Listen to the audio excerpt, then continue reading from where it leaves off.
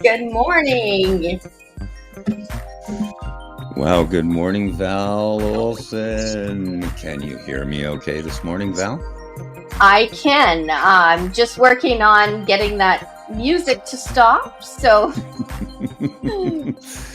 Good morning. Can you hear my mic okay? We're live. yeah, Here we go. Right. I'll yeah, just we're take the live. mic over. I'll just take the Yeah, mic a little bit here if you want to play with your logistics. Logistics. It's all about logistics. Hey, everybody. My name's Greg Meakin. That's spelled Meakin. And I am with my pal, our military radio gal, Miss Val Olson. We are doing, as you will find out whenever we get our ducks in a row here on the broadcast, you will find out we were doing a rapid deployment, which is still in process apparently, but of a Continue Mission radio show with Captain James McCormick, our hero, 3-time Purple Heart. Captain James McCormick. I can't wait. Today, this is actually episode 0018 of Secrets from the Inside. And Val and I will be throughout, at least online here throughout. Val Olson will be facilitating, hopefully facilitating. yes, I will. There we go.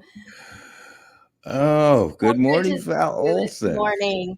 So this is another rapid deployment broadcast of Continue Mission with Captain James McCormick by veterans for veterans. So we are thrilled to be here, and it's a day where we look back and we have a lot to be thankful for and a lot to talk about today, Greg. Yeah. Absolutely. I'm going to declare today, at least for this show, a politics-free zone. I don't want to talk about anything, okay? This is September 11th.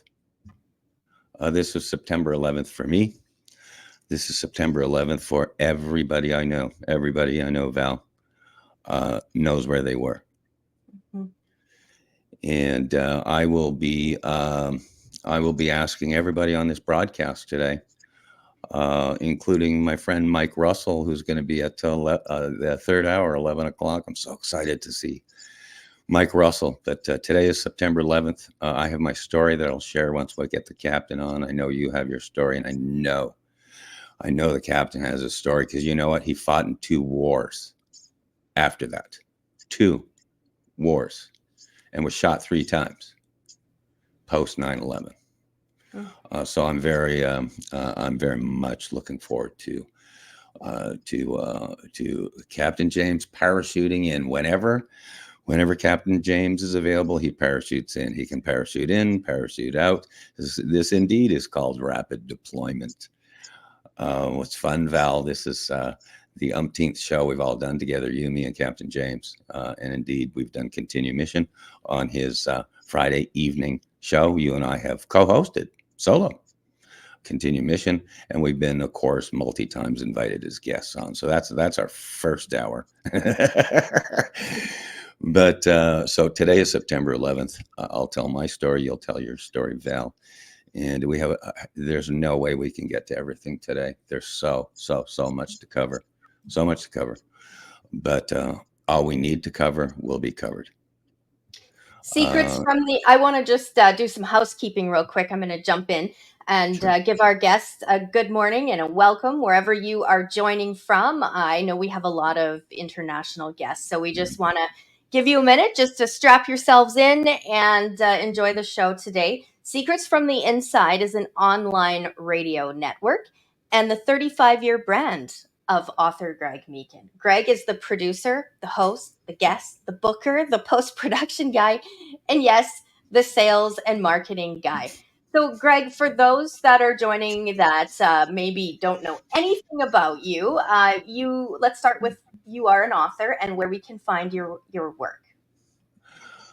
Well, thank you so much. And goodness gracious, I love today's technology. We have Captain James McCormick in the house. I will just let him take a few seconds here to get settled. James has got a tie on today, Val. James, what's going on with the tie, man? You got a suit and tie. What's that all about? Well, this is the way I dress when I go up on the hill every day. But today's a special day because they're doing some hearings and related to veterans, health care, and services. And you have to show up like you mean business. And I mean business, man. Well, the old joke is at your funeral, we won't have to, we'll be able to use those same clothes, right? When we bury you. Yeah, you right? can. Yeah, I like to go. These are Army colors right here. So black and gold, that's an Army collar, man. So I'm you cut me, I bleed black and gold. Can you tell us about the pins? What do the pins represent? I can't get a close up, but just tell us. Yes. So this one is the Combat Infantryman's Badge. And that is received for those infantry or combat arms infantry, 11 series or 18 series soldiers that serve in combat. And then this one is the the actual past national commander of the Military Order of the Purple Heart lapel pin. And so you can't see, but it's surrounded by diamonds and it has the Purple Heart logo in the middle. So when you become a national commander, you receive that at the end of your term. And you always maintain a presence and a voice and a vote with the organization on their executive committee. So, yeah, that's what those lapel pins are. And you're looking at me in my office. So obviously, we stay pretty busy in here. And, I have learned to repurpose things like this little pill bottle right here, and I put cotton in it. As everybody knows, I'm a metal detector guy, so I like to keep all my specifically cool items that I find out metal detecting in those little bottles. Keeps them from getting crushed in your pocket. Captain McCormick, boy, I'll tell you what, I love this broadcast. Seriously, you're looking good on the screen. That's your office in DC, right? Yep, that's Silver Spring. Yeah, but yeah, it's okay. It's I'm so thrilled to have you on today. Seriously, we've done so many broadcasts. You and I together, believe it or not, this is 28th together, you and I. Yeah. Uncertain. Anyhow, but I want you to take a moment. This is a really different kind of day for me in that this is basically the pilot, the dress rehearsal, the trial run of my brand new radio network, Secrets from the Inside. Cool. And I pray, and I really mean it, the number one person who is invited to this network, and not everybody is, I promise you. I don't think anyone from Quebec has been invited yet, but we'll talk about that.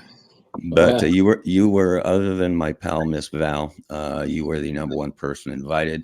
I love what you do, what you and your colleagues and you folks do as far as the United States military veterans, and both enlisted and retired, and also our law enforcement and first responders. Everybody's on the same team. So this is going to be a brand new audience, brand new platform, and 99% of the people that are going to actually watch this have no idea, no clue who the three people on the screen are. So if you would, your time is so valuable. Take seriously, James, a 2, 3, 4 minutes. Please introduce our audience to you, who you are, what you're doing now, and your mission. And I'm going to preface that to saying every American out there right now needs to donate to Vietnam Vets of America, VVA.org, for what you guys are doing. So take the mic for a little bit. Tell us who you are. Sure. So I'm James McCormick. I'm a retired U.S. Army captain. I spent 16 years enlisted, spent the last 6 years as a commissioned officer. I am currently the executive director for the Vietnam Veterans of America.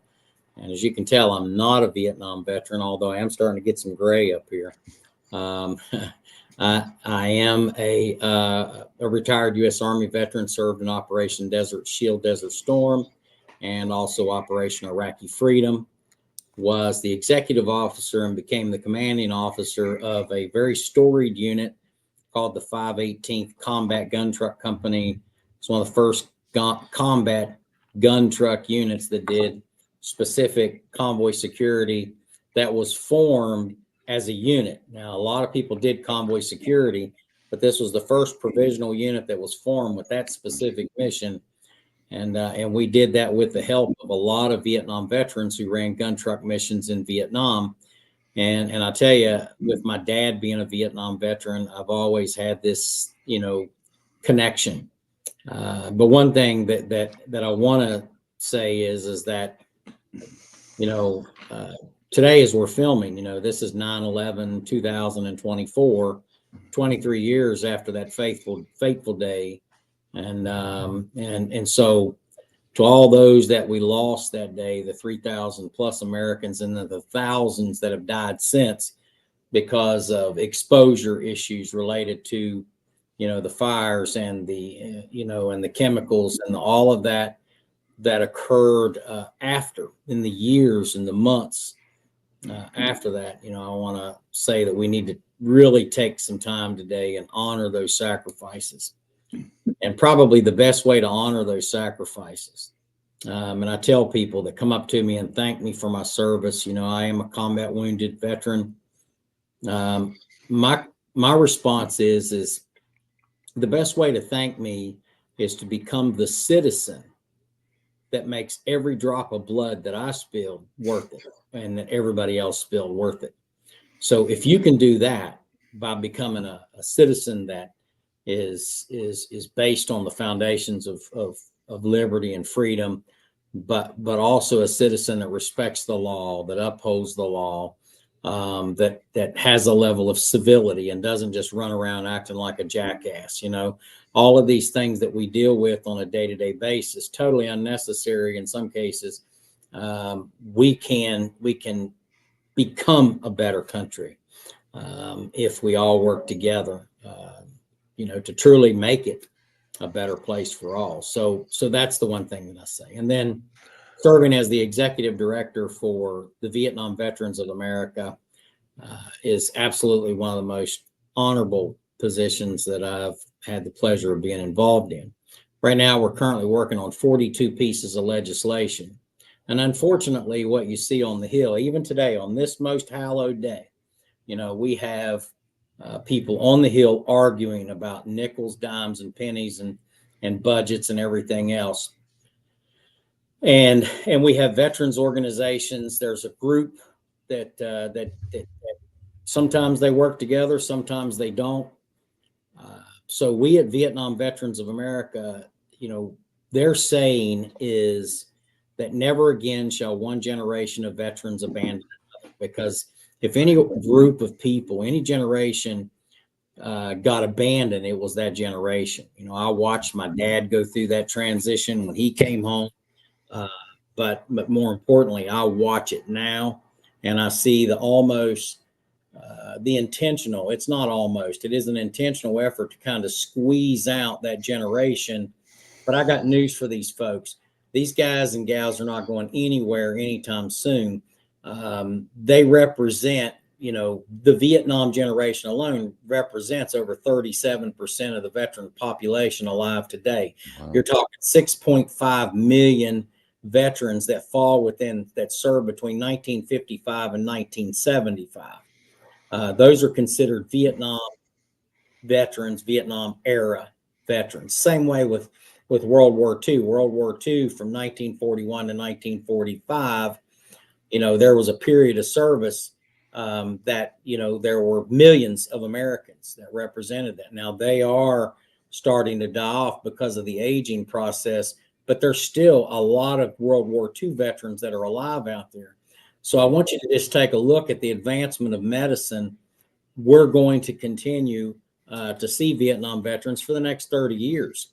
And so, I find it quite offensive sometimes that to see groups trying to squeeze them out, or to even, make comments to organizations that, oh, well, I heard that the Vietnam veterans are going away. They're not. They are a last man standing organization. So they're going to continue to have the doors open. And let me tell you, these guys and gals are pretty darn smart with their money. So if you look at, how they budgeted and set this up, they are able to survive decades beyond, 30 years. So that's a beautiful thing. The other thing too is, I want to hold this up here for those that can see this. This is the Veteran magazine. They put this out, every other month. Now this is the current magazine. This is actually a picture of the Northern Lights on the background of the Huey helicopter. And of course, this is up in Michigan, is where this picture was taken. This is a great magazine. Not every veterans organization has a magazine anymore, but the Vietnam Veterans of America does. They put out a web weekly. So if you go to our site, vva.org, and you guys know that because, but www.vva.org, anybody can sign up to get our web weekly, to get our legislative updates. And we're very busy. We have an active group of 6 members that navigates Capitol Hill. We have professional, absolutely, undoubtedly the most professional group of people here. And they are all veterans or people that are, 60 years old and younger. So, whenever VVA started to look at this and planning for the future, they realized their goal is to build bridges, multi-generational bridges. And if I go back and I talk about, and I'm actually writing a book, and we can talk about that later, but I'm writing a book, and you're going to get to a certain chapter where it shows the multi-generational interaction between us when we were in Iraq forming the gun truck unit, and all these Vietnam veterans who at that time were in their 50s. Actually, some of them flew over to Kuwait to meet us in Kuwait so that we could go over tactics, and helped us to get all kinds of stuff going for our unit. So, they're in this game for at least another 20 years, I would say minimum. And if you look at the latter generations who are, who are going to be in here for another maybe 30 years, maybe 40 years, there's a lot of life left in this organization, and they're still very, very significantly relevant. And if you don't think that they're relevant, I want you to just look at the candidates for political office. How old are they on average? They're over 70 years old, right?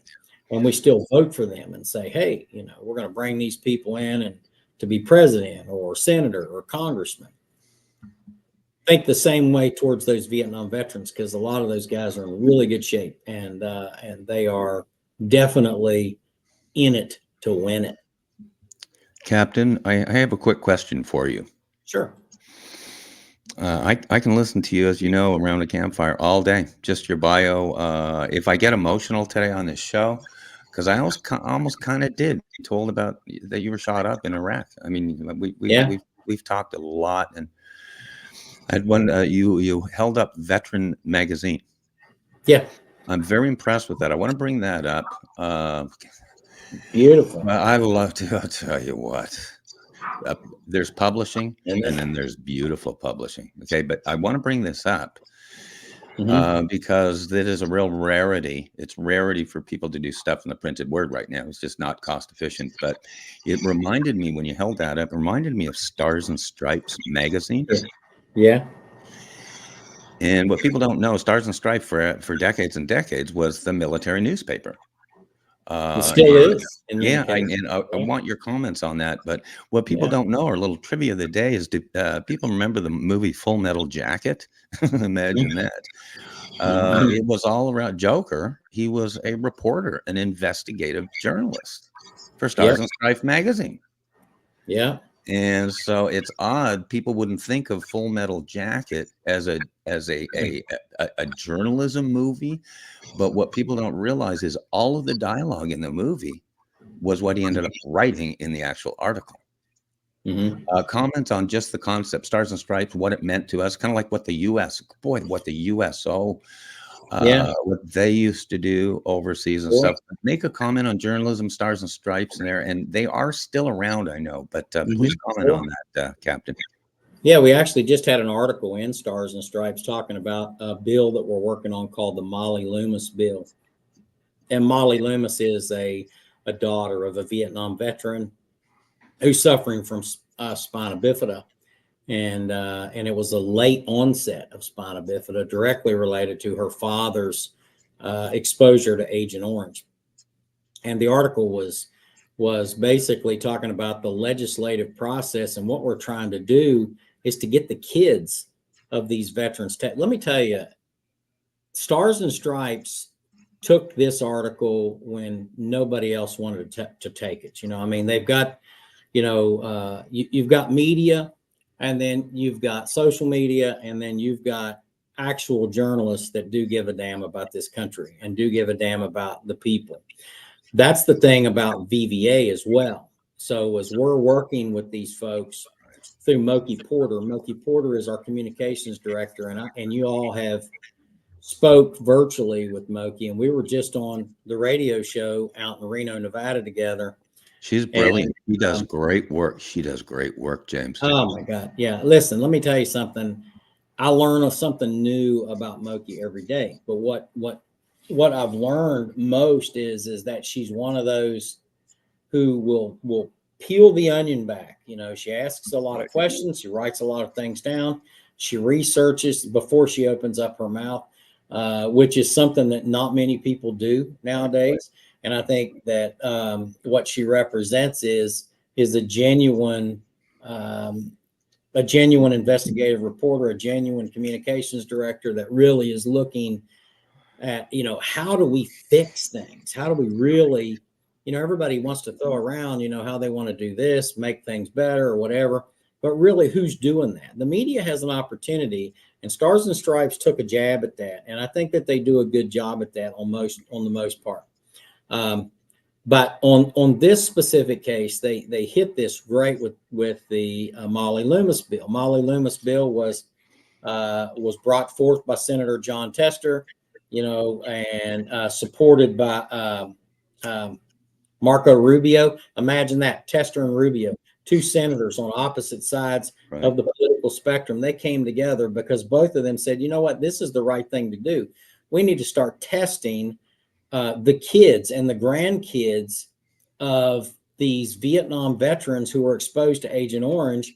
And we need to make sure that we're collecting that data. And then we need to do something with that data, not just collect data and just be a perpetual, collecting data thing. But then you take it and you look for the similarities, and then you work with agencies and medical, we don't care, who does it. We care that it gets done. We don't care who gets the credit for it. We care that it gets done. And then you take that information, and Stars and Stripes did a great article on that, about how we can make this happen. But ultimately, it takes people, reading it and sharing it, and then caring enough to get engaged. And that's the problem that we see, or that I see. I'll just say me, and I will speak for myself. When I go up on the Hill and I see other veterans groups or organizations, they're very fixated on one or two things.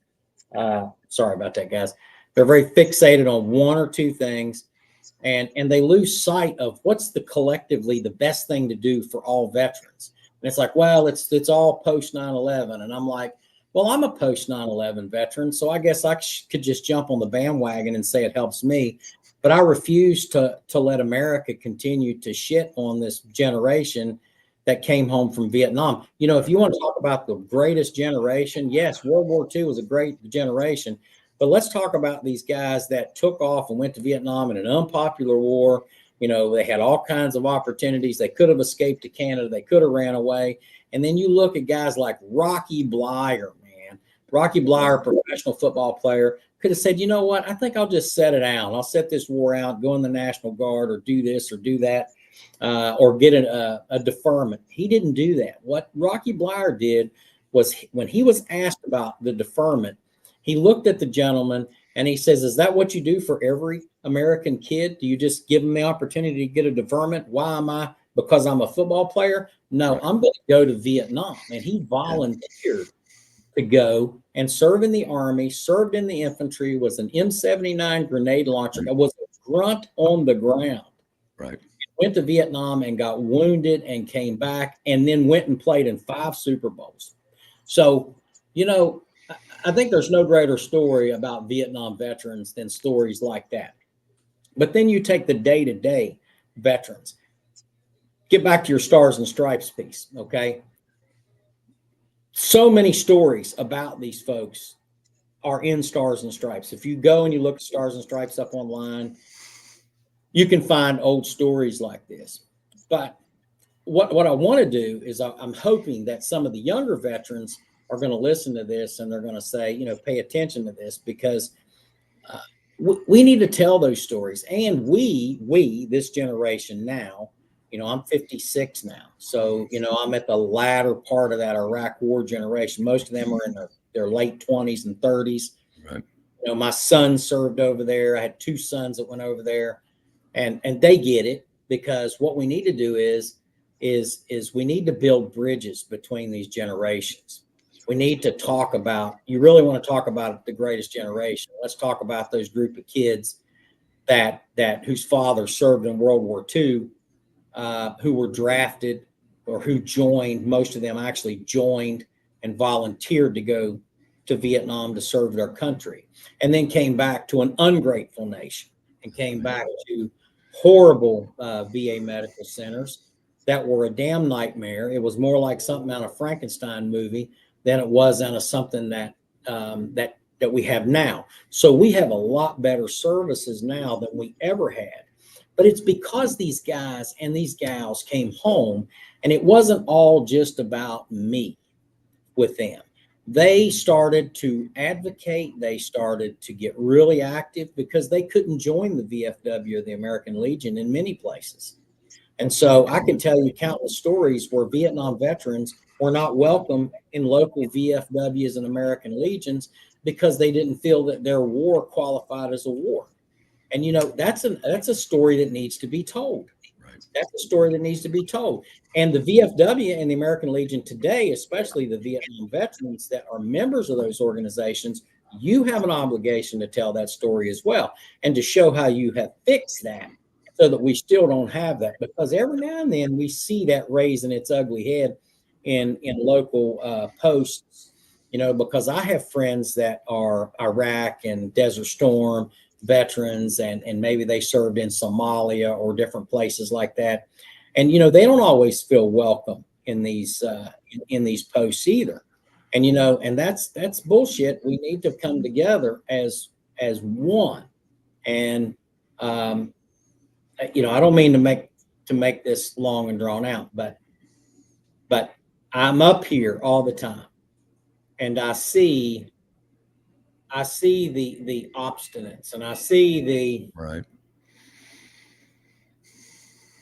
You know, I see the selfishness, and I see the it's all about me mentalities walking all over this place.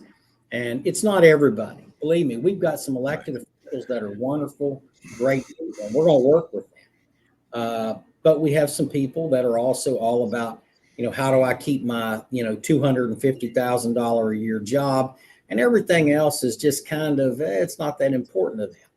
You know, it's like, what do I need to do to help me? And it's like, we've become very selfish, and we need to get out of that selfish mentality. Go back and look what the Vietnam veterans did. If you like your VA medical health care, you like your benefits, you like the fact that we finally identified toxic exposure, that was the Vietnam veterans that made that happen. That wasn't, you know, that wasn't just something that just came up with the PAC Act and a few Hollywood elites that got out and said, hey, we need to help our veterans. Yeah, you're right. We've been doing this for decades. I watched my dad go into a VA medical center in 1978, okay, and a damn mouse run across the floor. Right. So I can tell you things have gotten better since then. And we need to continue to make improvements. That doesn't mean it's all about the next generation. It's all about all generations. Because what'll happen is if you're just fixated just on your little fiefdom, okay, then when your fiefdom gets to be 65 to 70 years old, then the next group will say, well, I'm going to do exactly what you did. I'm going to take care of me and kick you guys out the pasture. And so we got to be careful of that because you see that occurring. Anyways, there you go. Captain, I have a comment and I have a question. You mentioned passionately during this, that a lot of people didn't go to the Vietnam War. And I would contend the people that are most vocal about war are too much scaredy cats to do it themselves. Okay, they'd rather someone else fight their war for them. Those are the big mouths. I'm serious. And if this is not a political statement, this is a military statement. Mm-hmm. And I wrote an article. I wrote a chapter in my book, and just being very honest, saying that Vietnam scared the bloody hell out of Canada.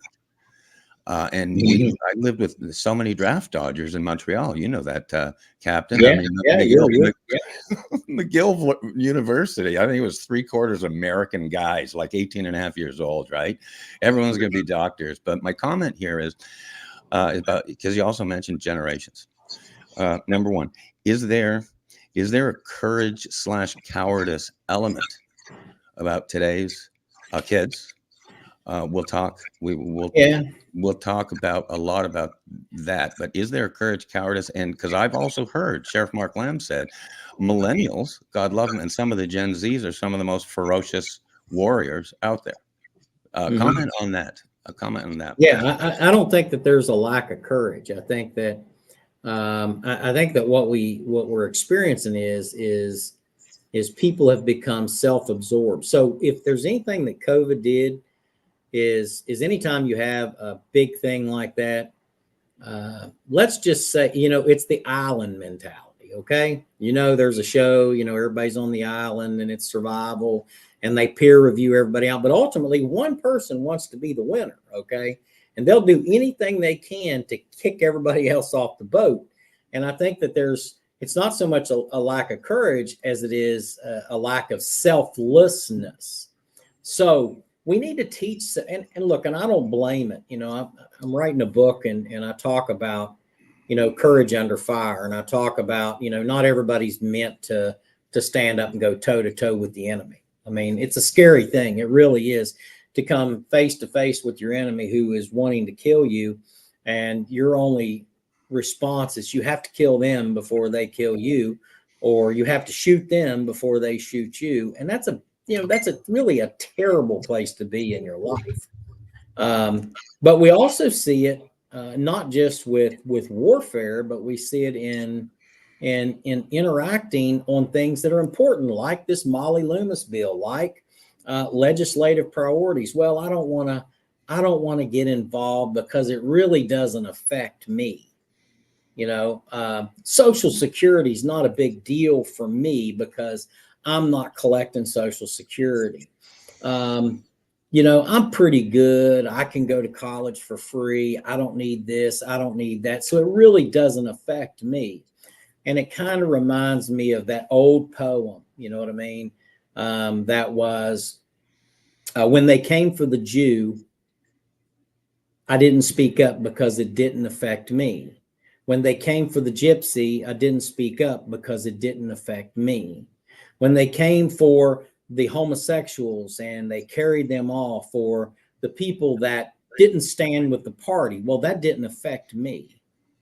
But when they came for the Catholics, there was no one left to stand up and speak for me, and there's a famous story about that. And it's like, and it revolves around, Hitler's extermination of not just the Jews, but of many people that he considered to be, not relevant or, not Aryan or whatever the hell the case may be. I mean, the guy was a sick, twisted mind, but he obviously got a lot of people killed. And a lot of people helped him in that process because they were afraid to stand up and say what needed to be said because they knew they'd be lined up against the wall and shot as well. But if everybody would have come together and said, when this first started, we should have probably kicked your ass out of here, it wouldn't have happened. So you see that legislatively as well. And then you see legislators who really are servants to the people.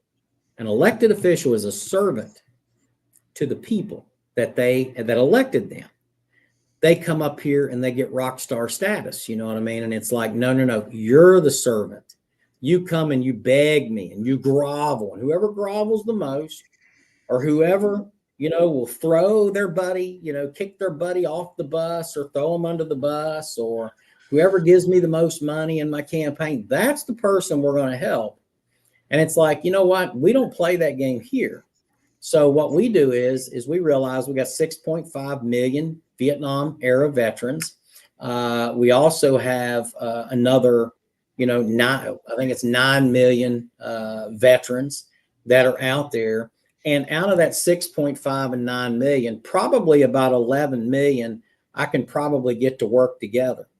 I can probably get everybody that served between 1955 and 1991 to work together, and a whole lot more that served after that. There are small pockets, it's only going to whatever is good for them, they'll do it. That's the normal 1 to 5% of the population who are so damn selfish and self-absorbed that they won't get involved. They won't stop, when somebody's broke down on the side of the road because it doesn't affect them, see? Until they're broke down on the side of the road and then they're bitching on social media because everybody just drove right past me. Well, what did you do last week? You set the example and your kids are in the car. Get it? There's a safety factor, okay? But it's not just that. It's like I'm walking in the store and the person in front of you doesn't have a quarter to pay for their groceries, or $1 or $5 or $10. And damn good and well you've got the money. You know what I mean? Well, I'm going to have to run out to my car. I'm going to have to put something up. What does it hurt for you to reach down in that tight ass pocket and throw that quarter up and say, you know what, I got that? Or better yet, do it quietly so not everybody knows about it. You don't sound a trumpet whenever you help people. You're supposed to not let the left hands, but not supposed to know what the right hand's doing when you help folks. But you can help people without, supporting what I would call a willingness to not work. There are people that do work and work very hard out there that still have a hard time making it. And I have a lot of veterans that are 65 years and older. America should be ashamed of the fact that we've got veterans living on the street. America should be ashamed that we got Vietnam veterans, especially that are in their 70s and older, that don't have access to health care, or we totally left them out of the PACT Act whenever it came to burn pits, and what we call, exposure, health issues. It's like, so you're taking a person that's 70 years old or older and you're forcing them to do 10 times more work in order to just prove to you that yeah, I was exposed to this stuff. I mean, the Agent Orange fight was long, decades long. The proof was out there. People were dying. Kids were being born with all sorts of deformities and issues. I had a sister that was born with a cleft palate. I mean, there was just a lot of things that occurred. And once again, because of, I don't think it was a lack of courage, but I do think it was a lack of, well, it doesn't involve me. Right. Well, I'm not going to get involved. And that's wrong, and I've never been one. Let me tell you, I have a good friend of mine. He says this all the time, and I say it as well. When you walk by something you know is wrong and you refuse to take action to correct it, you have therefore accepted a lower standard for you, yourself. You've accepted that lower standard. So don't be surprised when you get to the point you need something, that younger generation that's watched you step aside and walk away and say, I'm not getting involved with that. I don't need to vote. I don't need to do any of this stuff. I'm good. I'll take care of me. Your kids, your grandkids, they watched it. And when you get to that point to where you need something, I promise you, they're going to follow your example and they're going to do exactly what you did. So don't be shocked. Don't be surprised. I mean, just choke on it because you created that. Captain, quick question for you, Captain. Quick question. Yep. Today is September 11th. Speaking of, as you're just talking about, selfless courage, there are a whole lot of people that ran into buildings on that day, and since have suffered terribly. What does 9/11 mean to you? And do you have a story or specific one incident or whatever that really would be your memory and or tribute to a September 11th, Captain McCormick? Well, I think number one, it was a terrible day. I was in the National Guard at the time, and I was a non-commissioned officer. I was a platoon sergeant, and and I had a pretty good gig in the Guard, and I worked for a major food manufacturing corporation in the Northeast Coast as the Northeast Safety and Security Director, and I had an office in Portland, Maine, Augusta, Maine, Boston, Massachusetts, and New York City, and actually not too far from the Twin Towers. And then I had one in Buffalo, New York as well. So I was actually on a detailed assignment down in Tennessee when 9/11 occurred. And when 9/11 occurred, I was called to active duty like within hours. Okay. So the Guard called everybody up. We pulled Guard duty. I had to go do that. But I was released after 2 weeks and went back up to New York. Well, it was probably 4 or 5 weeks after the Twin Towers came down. I mean, the whole damn country was in turmoil. Travel was restricted. You couldn't trust people. But there was this outpouring of patriotism. So that's the one thing that I remember that occurred. So you had 9/11 and then you had 9/12. 9/12 was really the day that proved the resiliency of the American people. And the fact that we had a Congress and a Senate that came together, Republicans, Democrats. I mean, there were a lot of tears. There was a lot of, death and destruction. There was a tremendous amount of heroics that were performed by the first responders in New York. What about the passengers on the plane that took the plane down in Pennsylvania to keep it from hitting God only knows what? Where were they heading to? The White House, one of our major structures. I have no idea where they were heading to, but those citizens came together and they caused that plane to crash, saving who knows how many thousands of people. And those are all heroes that we should never, ever forget, just like the heroes of Pearl Harbor. This was our Pearl Harbor.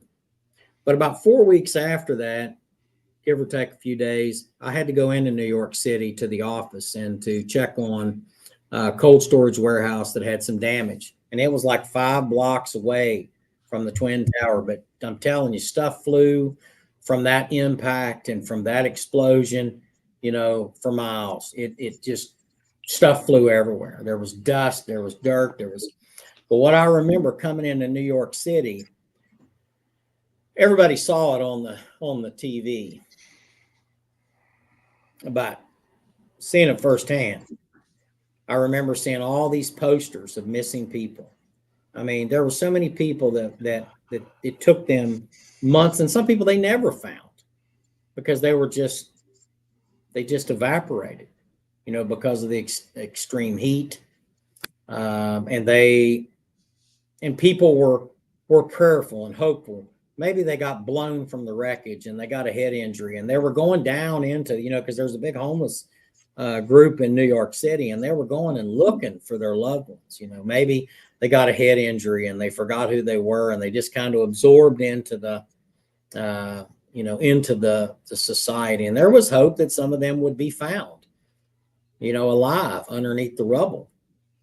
So people were working in long lines to move stuff. You know, that was real. That was straight up facts, and it was still smoking. The damn place, you couldn't hardly move around anywhere, because most of the roads were closed off or jammed up, so everything was redirected. Traffic was insane. So you either walked, you took a bicycle, or you took public transportation. And but what I noticed about the New Yorkers there, people talk about New Yorkers and stuff, but man, they really pulled together. Right.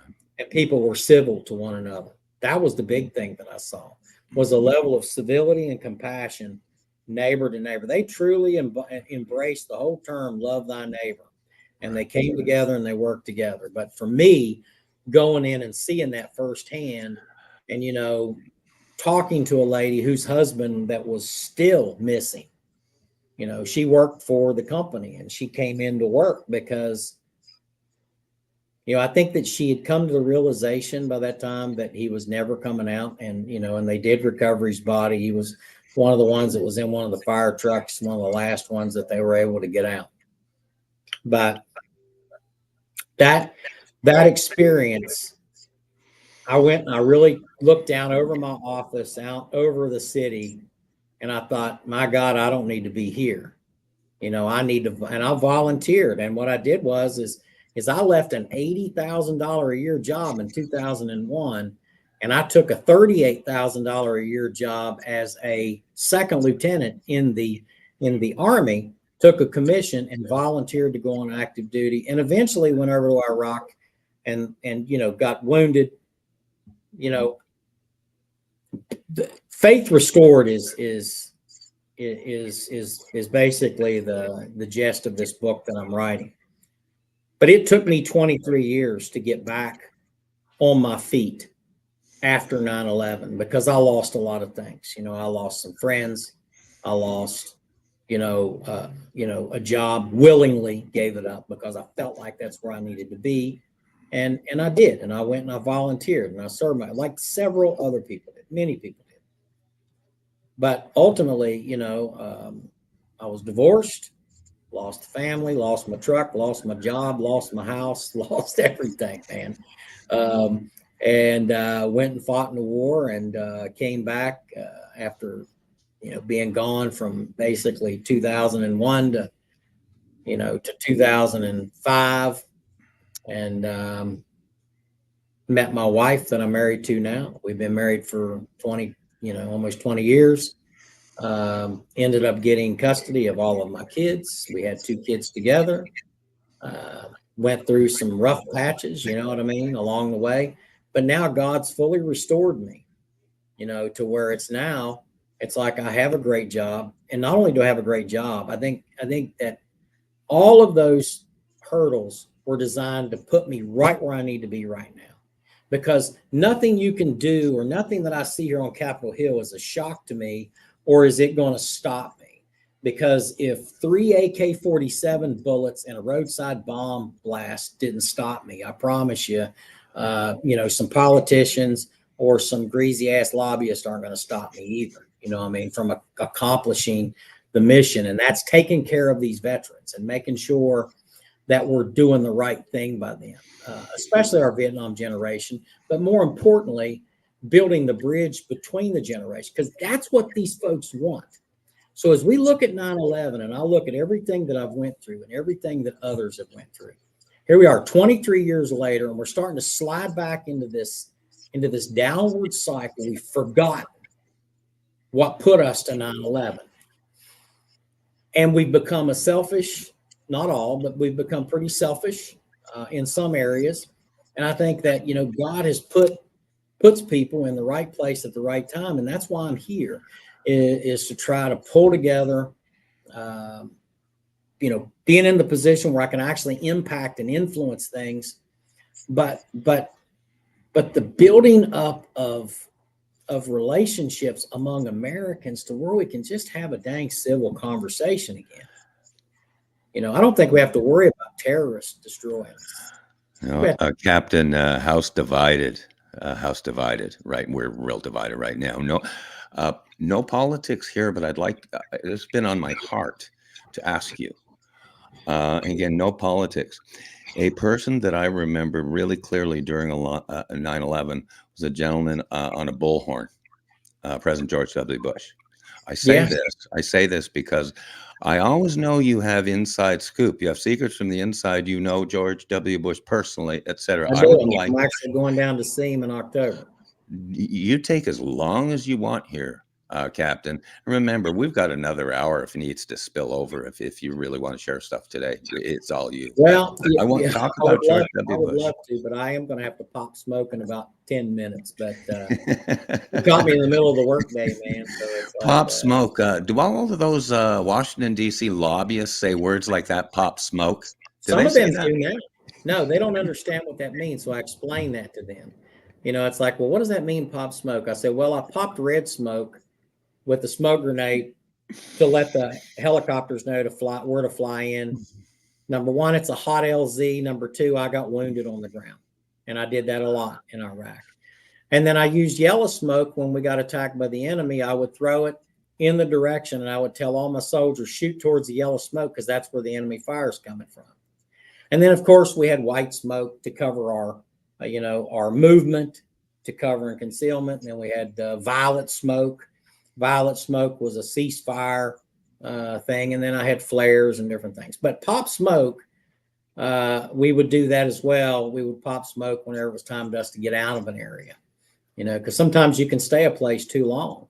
And I think that that's the problem up here on Capitol Hill. Some of these folks have stayed here too long. It's time for them to pop smoke and leave. But some of them don't need to pop smoke.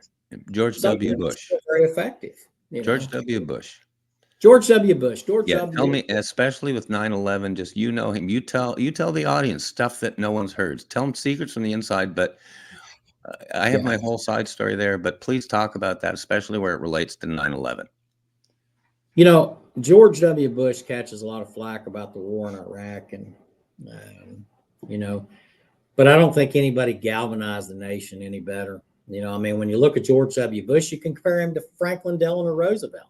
One's a Democrat, one's a Republican. Obviously, they both got the two pivotal points in our history we think about when America was attacked, in the 20th and into the 21st century was December 7th, 1941 and 9/11, 2001. And you had two rock solid presidents that came out and said, hey, we're coming after you. We're going to kick your hind end for what you did. Now, it took 5 years in World War II, but that's because, there was a declaration of war and there was a very focused mission and everything was turned to wartime production. It took us 20 plus years, but eventually, a lot of people say, well, we didn't accomplish anything. No, you're wrong. We did. I'll tell you, we killed a lot of bad people and we captured a lot of bad people that would have made 9/11 a continuation year after year after year. So if anything, we protected this nation from attacks for 20 plus years, from an outside terrorist organization. What George W. Bush did was he really looked to galvanize and pull America together. And I think he did a great job at that. He started to catch a lot of flack. I remember seeing people protesting about the war. Well, the weapons of mass destruction. Okay, well, if there was no weapons of mass destruction, then why do we have to pass the PAC Act to take care of people that were exposed to, oh, well, that's burn pits. No. We also had people that were exposed to nerve gas agents, choke agents, mustard gas agents. I'm talking about a lot of chemical weapons were laying all over the place in Iraq.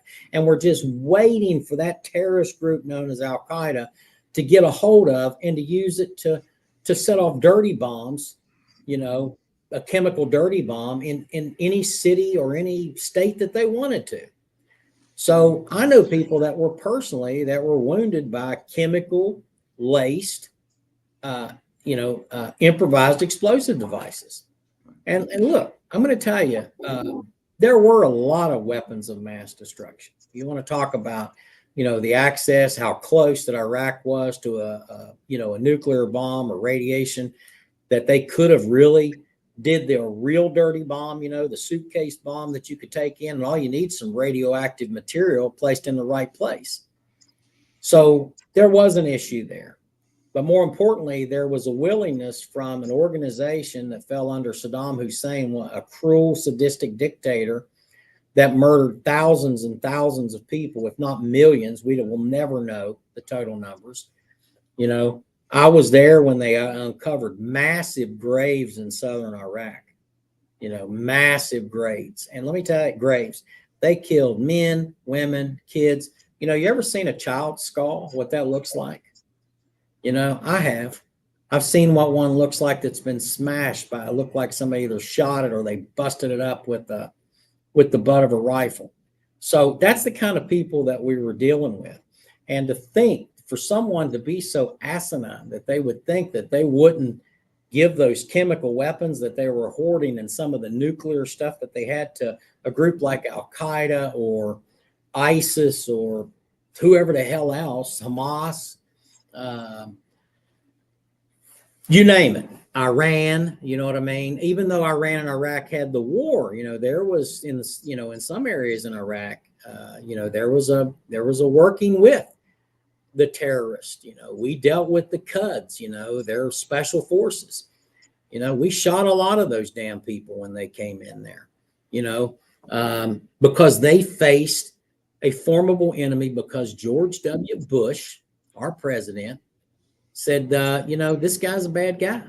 And if we don't take care of him, then he will launch another attack on Israel, on Europe, so all of these European countries that badmouth George W. Bush, they really need to be thanking him because he kept the heat off your back. Now you've let a lot of people into your country and you got a problem. You see what's going on now in Europe and some of these other countries and in our own country. And it's because we don't have that level of security mindedness that I think that G.W. Bush had.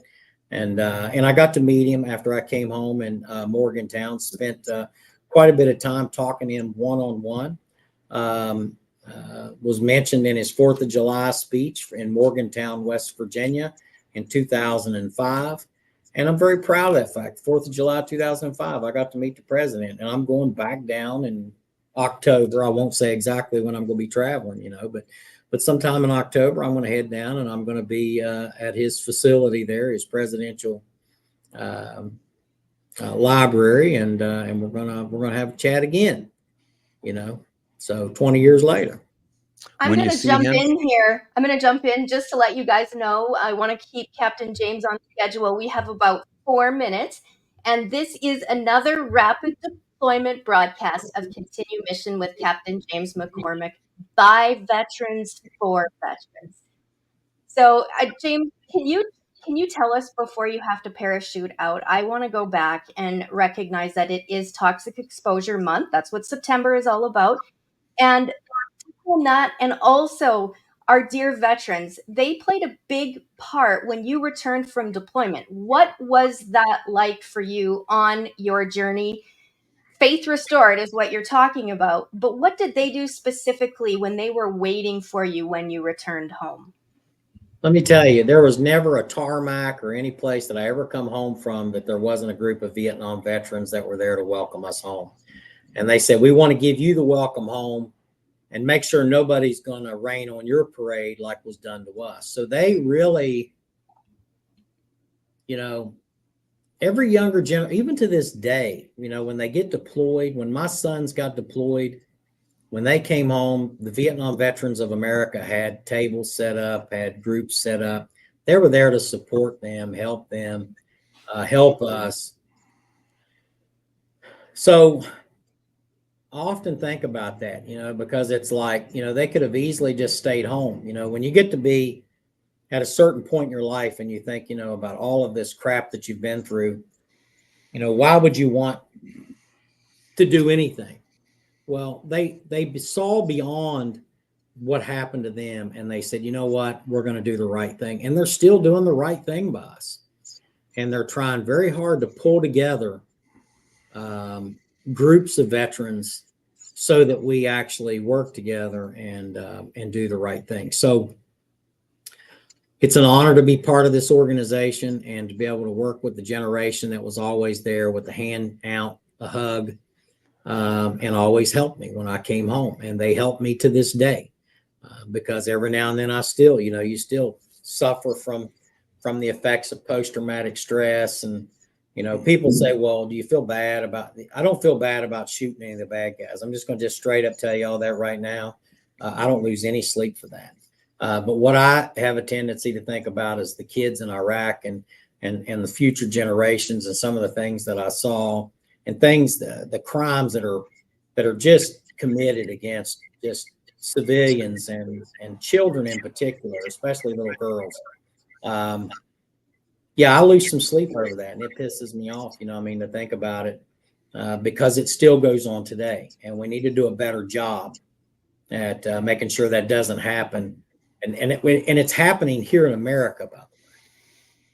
So we talk about human trafficking. We talk about all these things that are going on.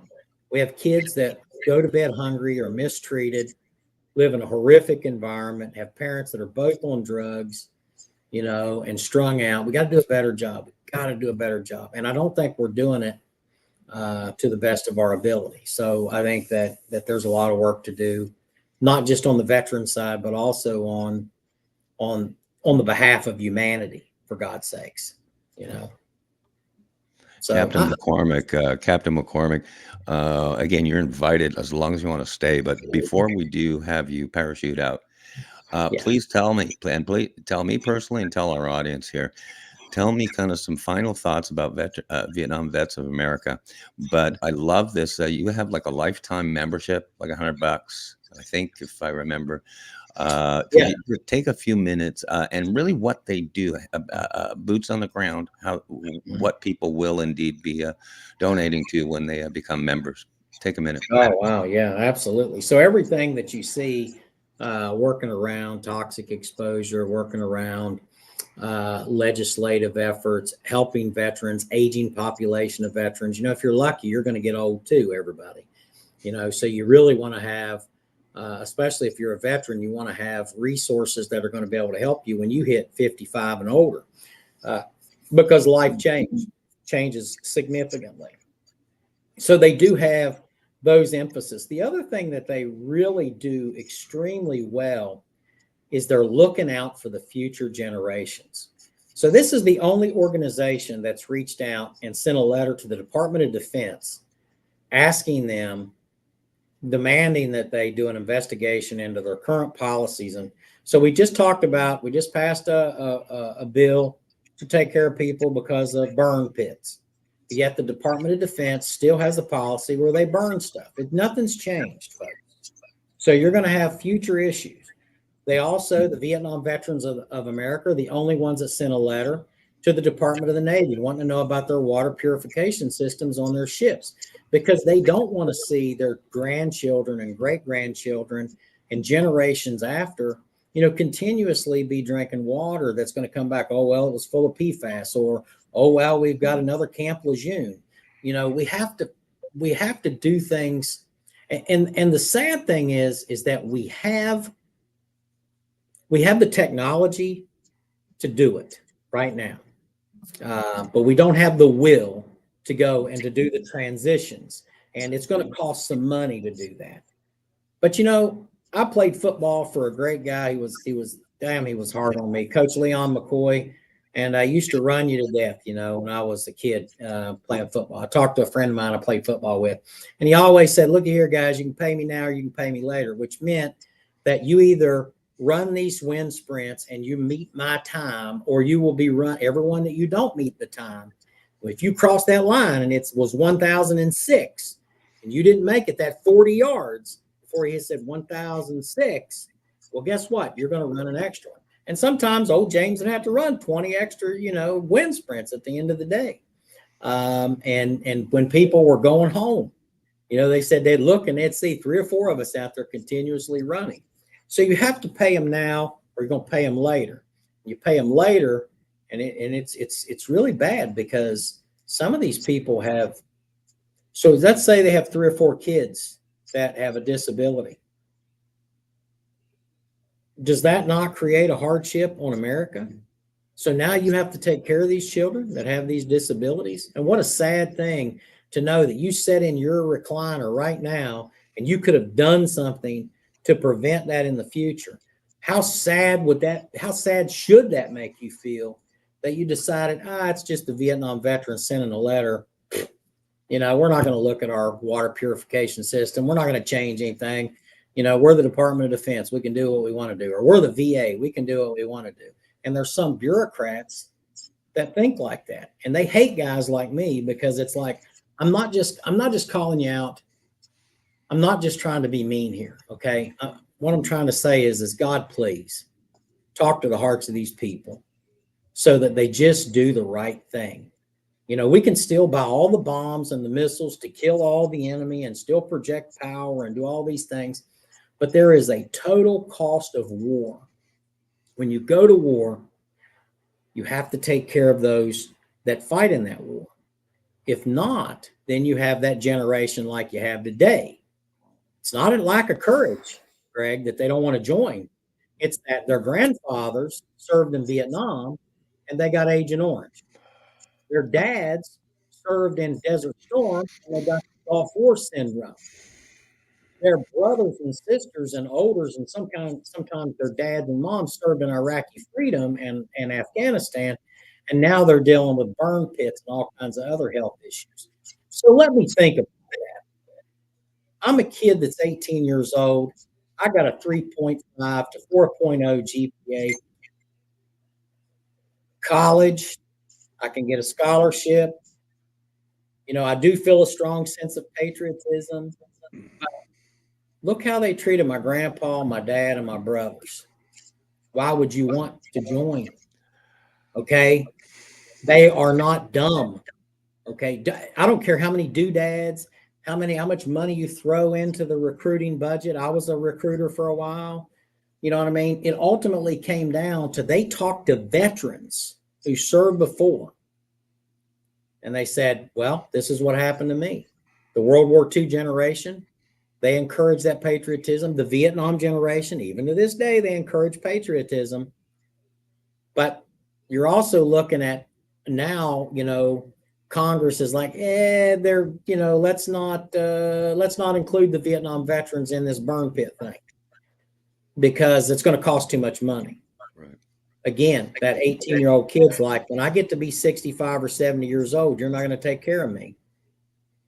That's what they see. And they walk away. So I could help them fix their recruiting problem if they just took better care of the veterans. Wow. Isn't that the truth? Isn't that the truth? It starts at the top, and it's the example that leaders. Yeah, look at all the extra gray hair I've got from this. So. That's right. I know you're going to be having to go, and if you don't have time to answer this question, you just scoot, okay?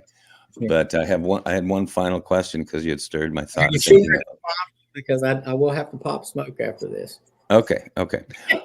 But my question is, you talked about your, of course, service and that you served in 2 separate wars. Yeah. Question, I believe I'm going off of memory here. You were asked back to the service and promoted to a major brevet. If you want to talk about this, that's great. But I would love anything you can say of what you actually came back for. And if there's any news or updates you can give us as far as what you know about that position. I think it'd be very vague, but it was amazing. I retired as a captain, and I tell everybody that I retired as a captain, but I was in the disabled retired list from 2009 to 2013. 2011, 12, I was promoted to major.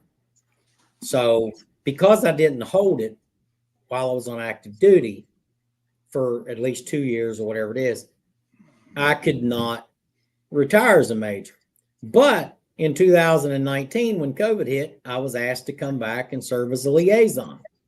And I did. And I came back and I served as a liaison and worked with the Ohio National Guard and the military reserve that they have there. And I came back as a major. And I worked, within the state of Ohio. And I did that because if the regular Army called me back today and said, we want you to come back and, number one, we'd be in a bad way, man, if they call a guy my age back. But if they did, I would go. You know what I mean? I would go because I love my country, and I think that there's value in service. I do. And I want to talk to those kids that see, you know, the suffering of their grandparents and their parents and all this other stuff.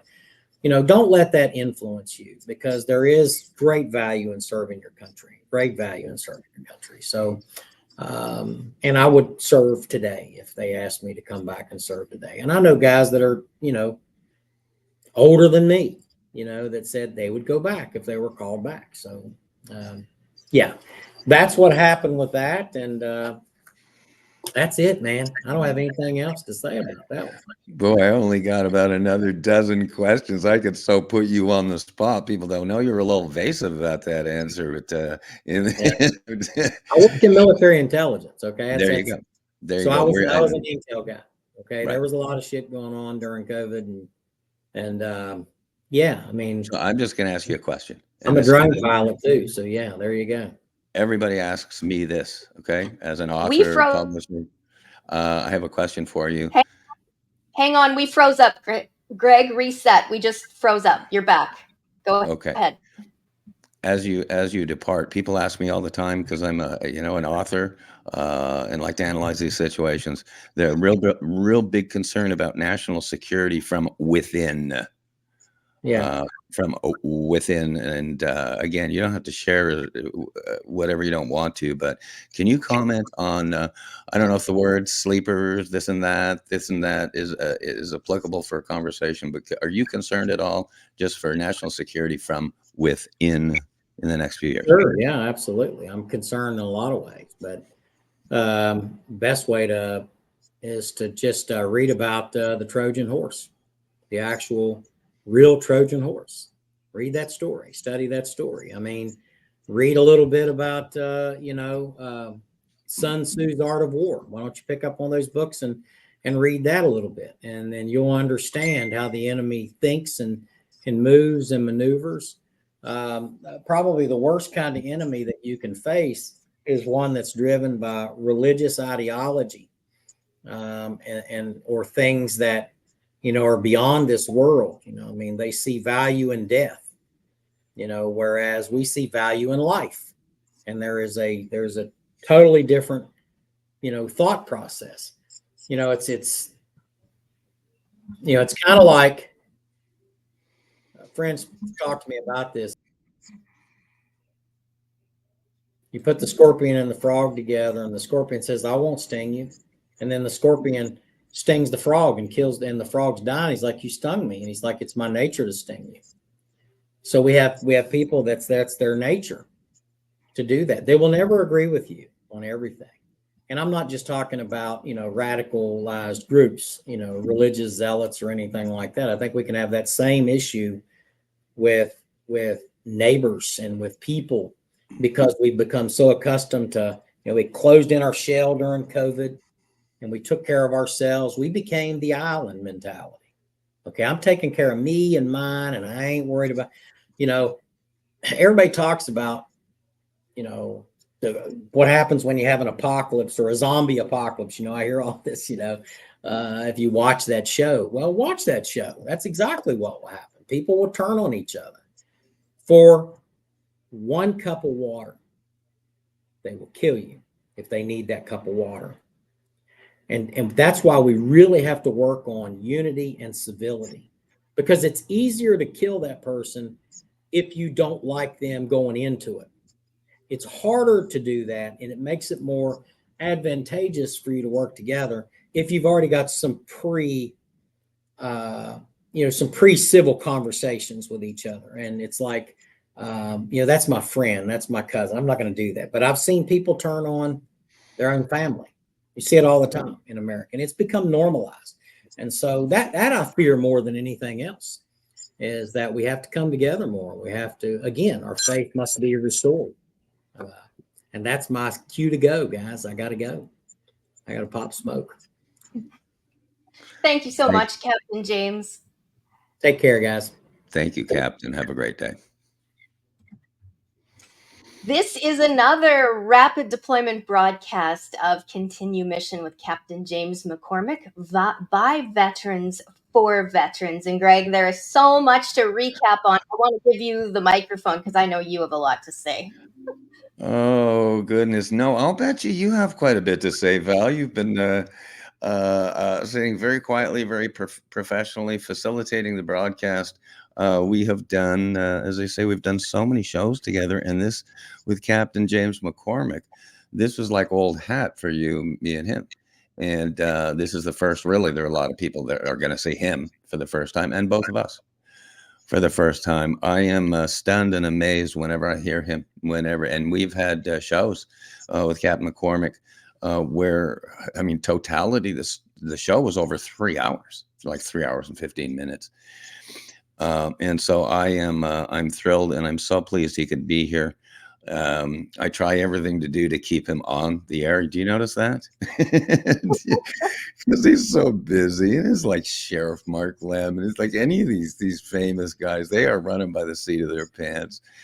But I'm so thrilled to have had him, and we will see more of him, and we're going to see more of the Vietnam Vets of America.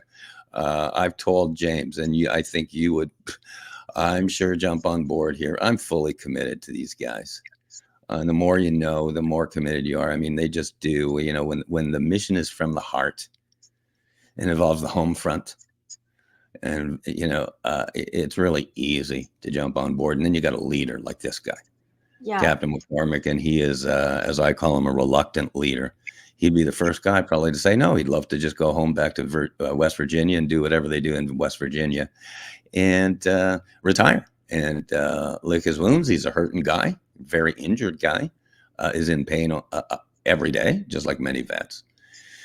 But he's a reluctant leader, but he's in Washington, D.C., literally representing all United States Vietnam veterans, and they've expanded their mission to include active duty, retired, and law enforcement at all levels, and first responders at all levels. And therein lies the theme. Imagine that, 9/11. 9/11 changed all of us. How's that for bringing it back? I'm actually, if this is okay with you, because I bet you have a lot to chit chat about. I have about 2 urgent issues I got to jump on a little bit. Could you go single screen with you only? And look at this. Here, what's fun. This I didn't expect to do, but I know we're logistically set up to do it. 2-3 minutes, and just take your time. Anything on your mind or heart. Also, review of James's performance. This is we're on, as I say, I'm reclaiming my time here. I'm in the second hour till 11 o'clock Pacific, which is 1 o'clock Eastern. So just as they say, take the mic. Give me a Val 4 or 5 minutes. Everything that you're thinking of, and I am going to take a break. I'm going to take a break. Well, I'll recap because it's so important. James was talking about numbers and who he is a part of, the group, so to speak, and 6.5 million vets and another 9 million and so many other millions that have served and are in active duty. And this is such a large base. And I had him touch on earlier this morning what it meant for him when he returned from deployment, and to have the Vietnam vets there waiting. And they wanted to make sure that none of our military would come home and face what they went through. And I think that's just like a shield of selfless love, is what that is. I mean, these are the people that are taking bullets, but then are willing to go into that sandbox when it matters most and face the bully. And so when we hear recruitment where it is, and we're hearing how this can so easily be fixed, I don't know. I'm not in DC, so I want to get there. I want to see it, because how James describes it, as we need to sit down and talk and have some conversations and find what unites us. I think that is doable. It must just be a simple communication breakdown with politicians, because there is so much at stake right now. And September is, of course, Toxic Exposure Month. And so for many vets and their families, this is massive in the effects of these toxic substances that they have been exposed to. It affects their children, their grandchildren. It becomes a no-brainer what 18-year-old wants to serve when they know what has happened to their grandfather or their great grandfather or their father. So these are things that can be fixed, not hard to do. Take responsibility, take personal accountability, and we need to, as society, we need to come back to our morals and what is most important. And you can get involved at home. So I encourage you, I'm going to give you a website where you can dig into this a little bit more. Votervoice.net is where you can learn the generational effects of toxic exposure of our beloved vets and the impacts it has on their families. And some might just be learning this for the first time, just hearing this. These are the guys, these are the ones who are going ahead and doing the hard work, the laborious work from generations before to help us. So such an example, and just heroic and brave to, again, not be afraid to, get in the faces of some of these politicians that are selling our military out, because that's what they're doing. So I really hope that we can sit down at a table. And as an investigative journalist, I'm someone that demands to see all of the files. I'm not going to take anybody's word for it just because someone says, "Oh, that's a loser politician over there." Well, no, I'm going to assess it for myself, and I'm going to meet, and I want to be well equipped to have all the data. So these bottom drawer files is what I call them, the ones that people have forgotten about. I think we need to bring that bottom file right to the top, Greg. I know you're back. I'm going to bring you in here. And from there, we can start to change and fix this. But you can't clean up a mess when the bottom drawer filing cabinet is locked. So I am just going to call for a ceasefire, and everybody just put the information and the data on the table. And it's not optional. I will get it. Well, ladies and gentlemen, Val Olson. Val Olson, the main event, front and center. I love working with you. I really do. I love to hear your monologues. I listen to most of that. Love to hear your monologues and your call to actions. And yes, I will. I can do a little housekeeping. Seriously, where can people find your work? A lot of people say, Val, blah, blah. There's a lot of groups going on and stuff out there. I'm largely incognito. That's another episode where I was hacked on August 14th. I'm the walking wounded here, but take a quick minute. Let especially my readers and stuff. I've got some new folks going on as far as followers. So take a minute or so and let people know, my readers, where they can find your work. Sure. So I do most of my work on X Spaces. I'm really thankful that we have Elon Musk, who is paving the way for free speech, and I've been one of the first on X Spaces since it launched. And I'm really thrilled to be the number 3, the third option, I believe it's called, as a beta tester for Grok. So to be a number 3 is really impactful. It puts me on the cutting edge of technology and just trying out some of these little gizmos and gadgets to see how I can connect better with people. Not just people. I tend to really like to put the rubber gloves on and clean up messes. So, right now, I know we do have some Alberta politicians who are taking time out of their day to listen. Thank you, because I think we have to have these face-to-face conversations. And sometimes, bravery and courage is lacking. And so it's easier just to be able to watch under an alias, and that's okay. There's a place for everyone around the table. If you have to wear a mask, wear a bag on your head, whatever, it's all good. I get it. Everybody walks a different walk. We have heroes in this and we have losers. So people have to decide what they're going to do when they're presented with that opportunity to fix a mess. Are they lazy? Are they going to run? Or are they going to say, you know what, I'm a leader, I'm going to get down to business, and I'm not afraid of information. So at my table, we have this rule. No one is allowed to duck under the table. Information is a good thing, and we're not afraid. We're going to be brave, and we're going to tackle this stuff together. So X Spaces is where I do my work.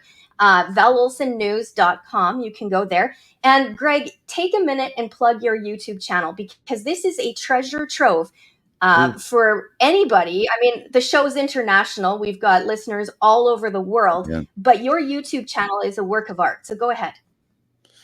Very well done there. I wasn't expecting that. Nice. YouTube. Thank you so much. Seriously, my YouTube channel is Greg Meakin. That's spelled GregMeakin.com. As Val says, has been very, very active, shall we say. In the last, it's less than a couple of years. I've got over 1,400 videos right now, generally radio clips and even full shows. 1,400. And I keep my subscribership small. I think there's only 160 something there right now, but feel free to subscribe. Click and subscribe. But what's cool about the YouTube channel is it goes out. It's as you know, Val, it's a platform that goes out far around the world, shall we say.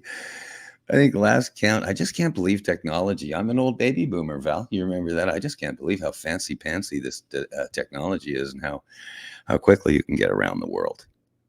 So I think last count, aggregate, something like 70 countries. That's so cool, aggregate. And then you start networking to other stations like WBN 324 in London, England. Amazing reach. So I've had a blast on my YouTube channel. Oddly, this broadcast itself could not be live streamed on my YouTube channel. We'll talk about that another time regarding technology. But everything is always all of my work and a lot of Val's work. We re-platform it on this YouTube channel. So this show will come out whenever my Gen Z IT guy is in the mood. Whenever he's in the mood, this will come out on YouTube, and I'm really, really proud of it. And thank you so much on that. The only thing I'll note here, because again, we're in kind of the second hour, which is Greg's more informal show.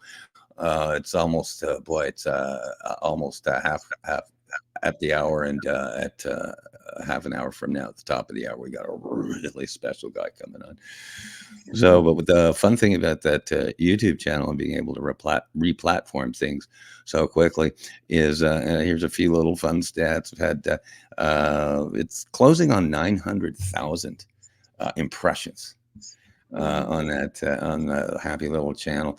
But I still love to say that I'm an analytics junkie. You know, I just love seeing statistics and handicapping, like who's going to win elections and stuff. Anyhow, but analytics, I still can't believe it after these years and after all the over 100 radio shows I've done in the last year and a half. Number one city that watches my YouTube channel, still Calgary. Yes. Shout out to Alberta. And number 3, I'm going to write this down. Number 3, I can't believe it, Val, is Toronto. Wow. I mean, Toronto's ahead of Phoenix. And I'm in Phoenix. But how fun. But things like analytics, they really give you a unique perspective on people who are following out there and where they're coming from and who they are, that kind of thing. I love analytics. So there's an awesome plug for my YouTube channel. Seriously, do click subscribe. There's no money involved or whatever. Click subscribe, and then you'll get my videos, like, again, this show. And there are going to be some great clips from this show, by the way. James just tore it up today. He tore it up today. Where new news gets its news, secrets from the inside. This is what we do this for, Val. We don't do this for fun to copy paste the trending stories. We haven't talked about one trending story today. We talk about stuff no one's heard of. We talked about the inside scoop of 9/11, not the outside scoop. That's a word play there. But the inside scoop, the George W. Bush, Captain McCormick doesn't say it. He's buddies with George W. Bush. George W. Bush sent him an anniversary present.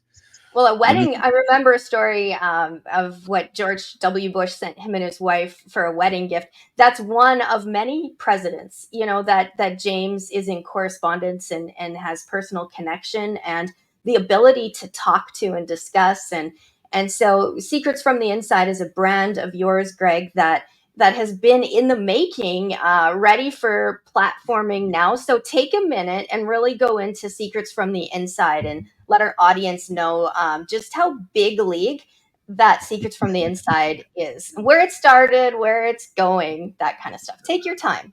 Oh my God, you're a great interviewer. You just give me these big beach balls, right? Hey, Greg, it's kind of like beach balls from debate moderators, but we'll not go there today. We'll not go there today. I'm behaving today, Val. I'm behaving. The Secrets from the Inside. It's a brand that really was born out of a book, the original book that I published. It's called, imagine this: Secrets from the Inside: How to Buy a New Car Below Dealer Cost Before the Internet. And it's funny, listeners won't know, but you did an entire show on this, Val. I think it's like a 2-hour show just about that book. But that's way back. I don't know how old you were, Val, in 1991. That's when it was purchased. You were 10, if my 11. 11. 11. You're probably already reading my stuff while you published Chatelaine magazine. I love Val, right?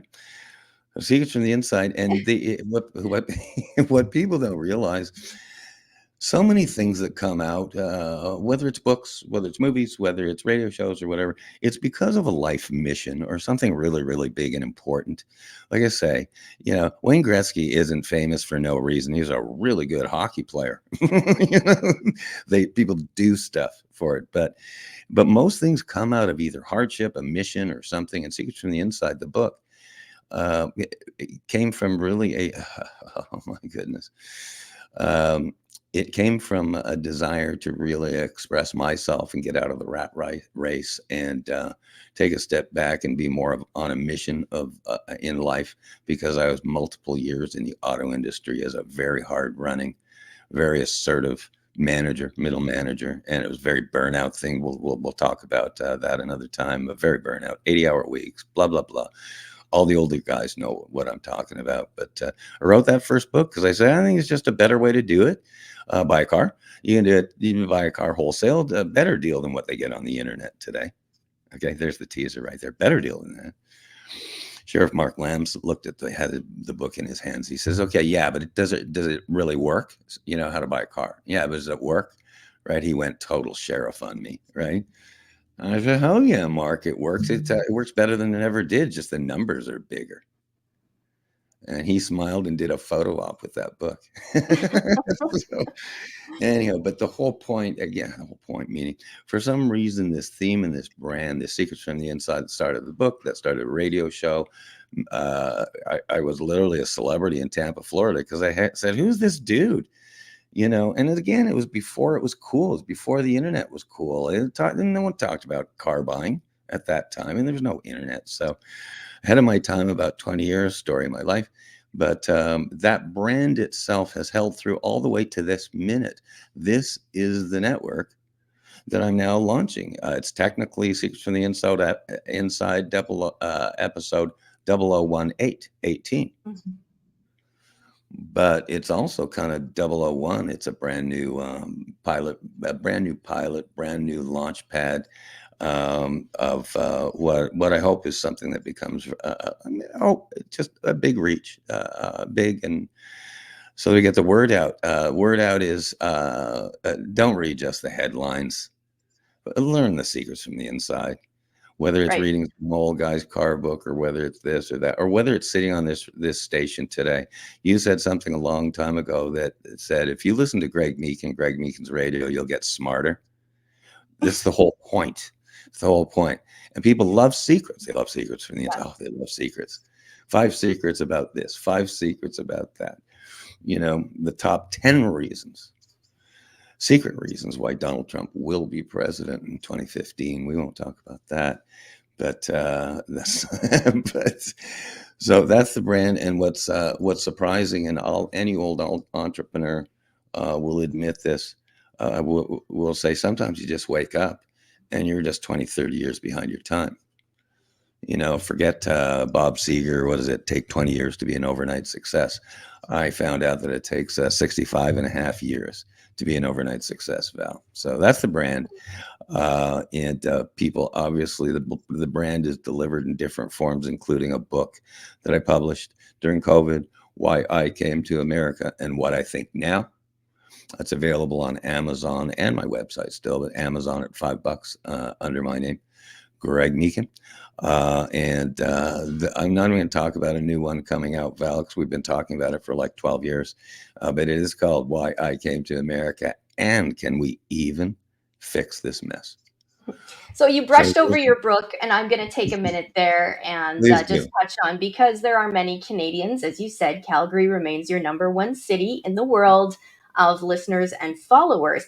And this book is more like a manual. It's a solution-based prototype. It's very easy to follow. So especially for those people that are looking for solutions, I'll just touch on the heart of Alberta, because we are really in a mess. The premier of the province actually took us just to the garbage pit of the lowest of low when it comes to terrible decision making. And so she would be a prime person of someone that would benefit from this book, Why I Came to America, because it compares Canada and the USA, and it gives you facts. So this is why I was thrilled to meet Greg and meet others like Greg, who are working at the very top with facts and data and solutions, and are willing to put their name, their face, their reputation, their money, whatever it takes, they're all in. And as we, heard from James today, he's on Capitol Hill. He is in the belly of the beast, and he's not afraid. And he doesn't come alone. He's the one who's saying there's 6.5 million vets here. We got 9 million there. We've got 11 million who have served. This is major reach. And so I come back to Greg's book, because his book is very much like that. It's like, here's the problem, here's the solution. So it's a very easy read. I've read it 11 times, cover to cover. I don't that's how I am. I go granular. So I don't take something at face value, like, oh, it's a good book. It's like, no, I'm actually going to go through that book.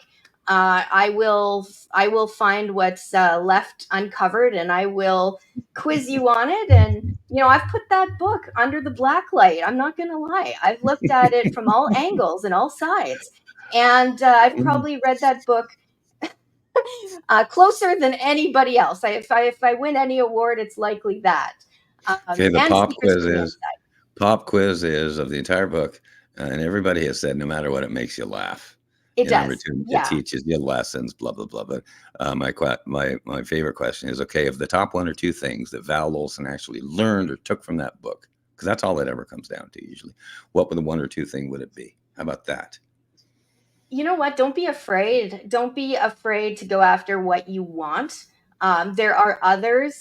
One, I learned, wow, I'm not alone. I had scoured the internet looking for ways to legally get out of Canada. The relations between Canada and the US are extremely flawed, and I understand more so now why that is. But your book was a beacon of hope, because I receive more calls from Albertans who are crying, saying, we have to get out of here. This is a living hell. My children are paying the price. There is no future. And so a book like that becomes something that you can hold in your hands, read, and know that other people have done it. And there are brave people. You mentioned in the book, people that you admire, people that you respect, people that don't just talk the talk, they actually walk the walk. And we're going to have some of those guests on our radio show that you have been, personally. You can dial them up on your cell phone and have these discussions. Or like James, just call up the president. Which one should I call today? Who can do that? Who can do that? But I think it makes people at home go, wow, when you have a journalist, or I'm going to invest my time into watching a journalist who can actually have access to discussions like that, maybe, just maybe, I can take my problem to their radio show, and they can help me sort through this mess. And so, you know what, politician, person, we're all people. Okay. I don't put politicians like they're on a pedestal. Sometimes that gets in their head that they're somehow at a, a higher league. But like James said, you know what? We are the bosses, right? That is our job. And we have to manage our vote. And so we can have these discussions with them. And again, your manual, it's really something to be proud of, Greg. I hope you know that. Just take a minute and receive that this book is impacting an entire nation. As we know, 857,523 Albertans are crying out for justice. And Greg, this is your moment to just look into the camera and know that, you have inspired that huge amount of Albertans who are ready, who are on standby, who are just like me. They want to know when. They want to know when and how and what do we need. And that's because of you. You are the instigator, and you have inspired me to push forward. And, don't be scared of communist governments. It's really, you know what, just keep going. So thank you for that. You've really inspired me. Thank you, Val. No, deeply thank you. When you said receive that, that's very important to hear and listen to. Remember, listen to listen to understand, speak to be understood. No, I receive that real well. I don't, as public as I might be, I do not toot my own horn as a rule, but I thank you deeply for that. You touched on something that's, I'll just really make a comment on it. Jordan Peterson is someone I follow really closely, as you know, and my demographics are identical to him. My YouTube's over 80% males. Wow. And equally divided, half and half. My two top groups are young men, 30s, 40s, sometimes 50s, and older men. But Jordan Peterson always said, because he's of course devoted his entire life and time and treasure and almost died stuff to his mission. And he always said, one guy one youngster came up to him after a book signing or something, and he just looked him in the eye. He said, "Dr. Peterson, you changed my life." I mean, it wasn't just a self-help book. I mean, you changed my life, Dr. Peterson. I didn't kill myself, or I didn't this, or I didn't that. I had, boy, we got 20 minutes till the rest of the show here. I'll try and keep it brief. But when I built my ice arena in Bremerton, long amazing story and stuff. But the one story that I remember, because basically Peterson said, nothing is more joyful than seeing that you change someone else's life. And a gentleman came up to me. It's weird. I'd only shared this story with my wife maybe a month or two ago, and it was I was doing a public meeting for the ice arena. This is about 20 years ago. Go ahead and try building a $5 million public-private facility sometime, folks. Tell me how that goes. Anyway, so we're in a public meeting, and there's nothing going. There's no ground broken. There's no anything. You do the stupid public meetings. Blah, blah, blah, blah, blah. So I'm at a meeting saying, well, it's a great idea to have ice in a count 300,000 people that doesn't have any ice rink, and that NHL hockey was going to be coming to Seattle anyways. Everyone told me I was crazy. 20 years later, the Seattle Kraken. Okay, so at this public meeting, I can't stand those anyhow. Had a gentleman come in and there were a lot of people that were following that ice arena from minute one, because it was more dramatic than a presidential election. Anyhow, and I had a gentleman come up to me, and he was really well dressed. He was, I'd call a yuppie. I'd never call him a yuppie douchebag, because I don't know what he was driving, but that's my expression. But anyhow, fun.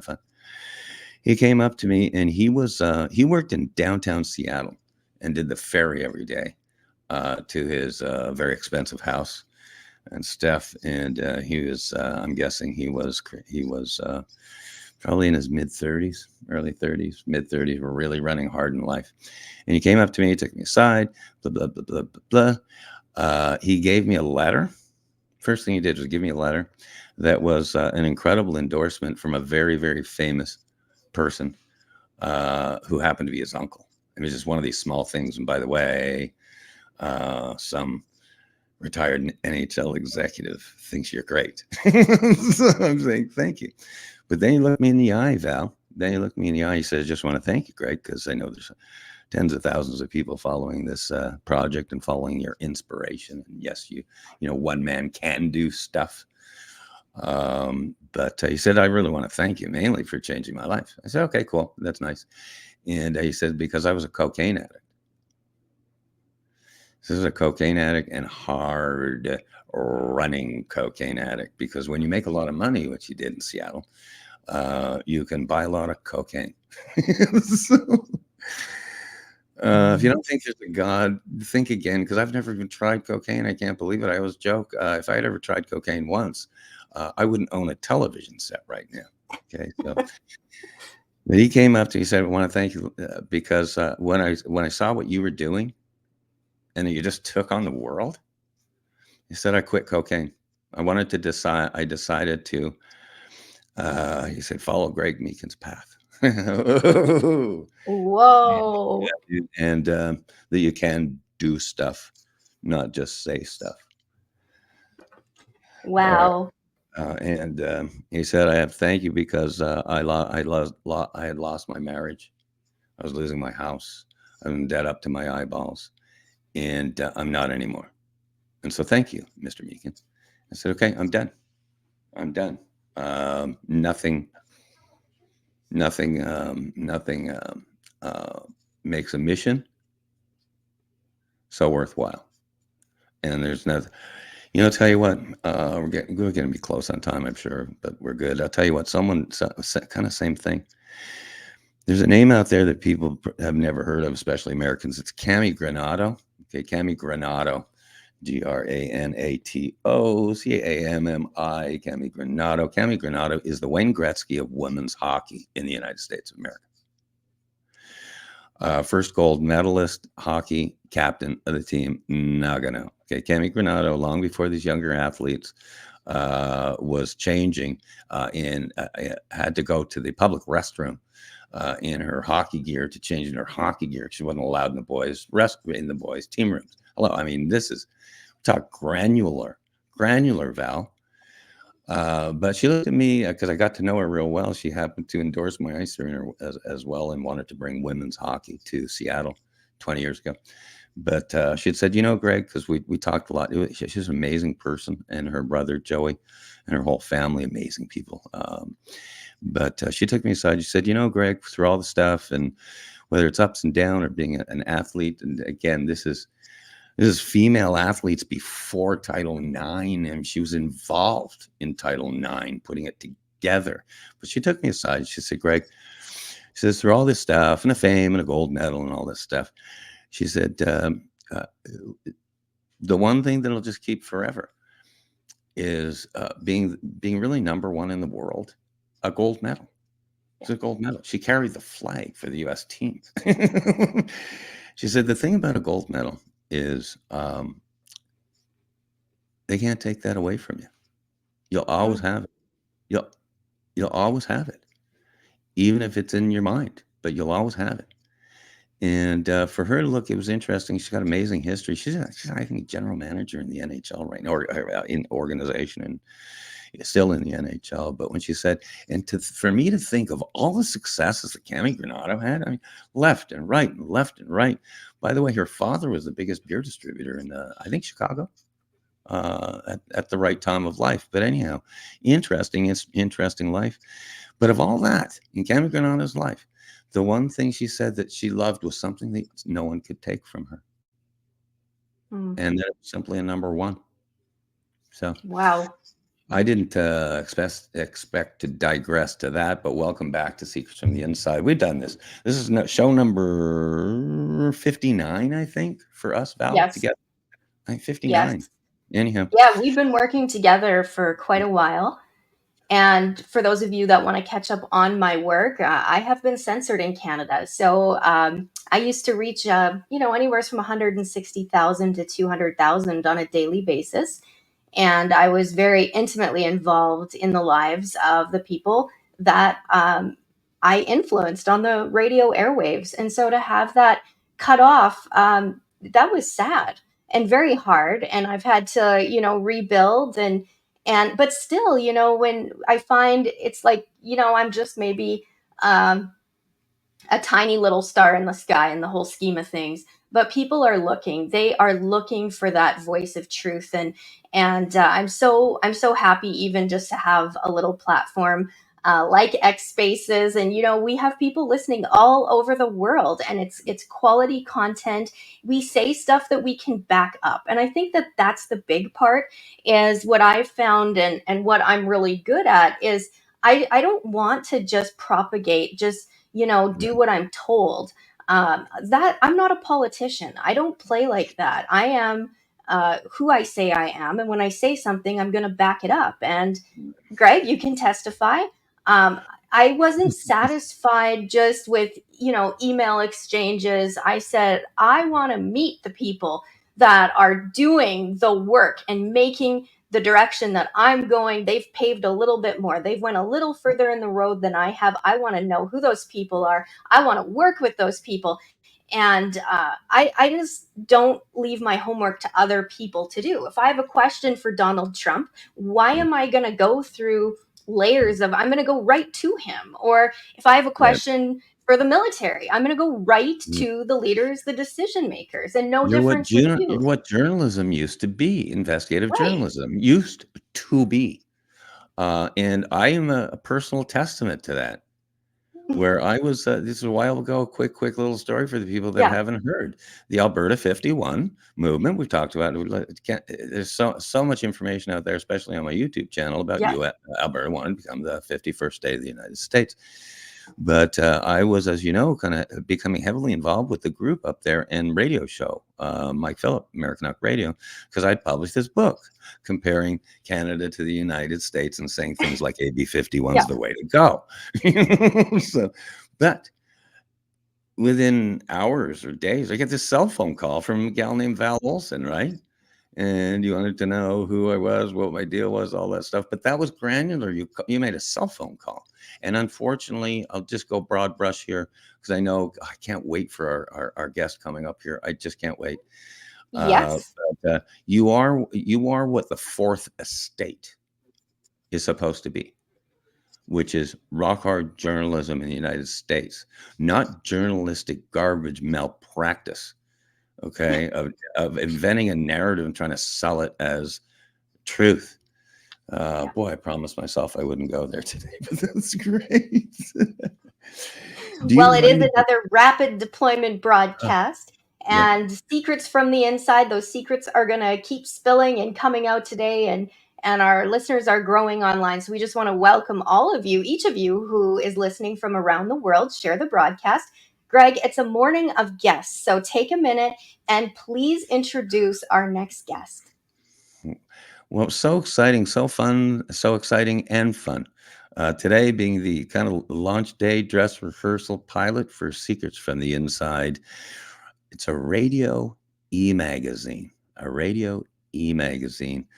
And I decided let's do 3 shows from 9 to noon Pacific with only the all-star cast, the best of the best, the peeps of the peep. even Generation X is welcome here. Okay. So, but there's a gentleman coming up. It's the top of the hour, or a few minutes till, and it's 11. It's going to be 11 o'clock Pacific. Coming up here. His name's Mike Russell. Mike Russell. And I say, I just can't wait to chat with him and to hear him chat. Mike Russell I call him the top radio guy in Phoenix. And for a reason. For a reason. Not the bar that high. And Mike, you drop in live, baby. Join the party, dude. Join the party. This is it's been a blast today. The replay. Wait to hear Captain James McCormick earlier. It's unbelievable, dude. But Mike Russell is he's a radio guy. I first was introduced to Mike because I chose to watch him on 550 KFYI in Phoenix. He and his partner in crime, Rob Hunter. Simply, we're the best radio show in Phoenix. There are two. I've written quite a bit about these two gentlemen, and in this case today, Mike Russell. And they're just the best radio guys. They're Generation X libertarians, which is kind of weird. You don't very often find that, but true libertarians in a lot of ways, anyhow. But or Republicans, as we'd call it. But Mike has got an amazing story.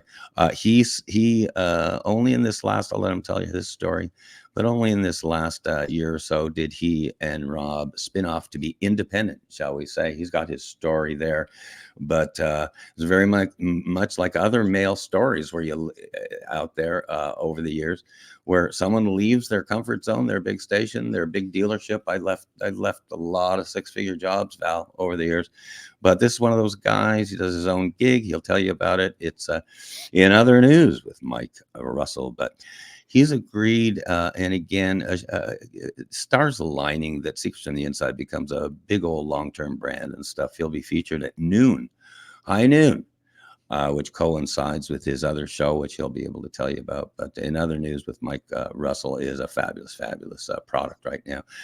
I'm actually gonna, and I welcome Mike to thank you, chit chat a little bit. I'm gonna give Val just a few minutes. That's my intro of what Mike. And by the way, this was fun. I published an entire chapter about Russell and Hunter in my book, but I also published it online. And I think I emailed him a copy of this today. I republished it as the #1 trending story on my website today, and it's called Russell and Hunter. I saw the link and I blush. You make me blush. I appreciate it. I'm not crying. You're crying. Yeah. Oh, you got a little teary. I'm gonna hand it over. I'm going to hand it over to Mike right away, but I'm going to tell you what I love about his show. So those that are joining today and watching, why you should seek out Mike Russell and what I love about the show. It's so interactive, and you make such an effort. I feel so included. I watch almost every day, and I get on there and I comment, and you always welcome everybody and make that personal connection. And to me, that's like the 2.0 end of journalism, is that we're able to connect with the people that we're listening to, that we're entrusting. So I feel like I know you. You wouldn't know me like I know you, but I want to talk about like the meat diet that you're on.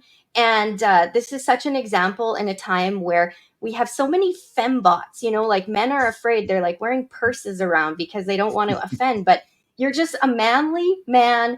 You say it like it is.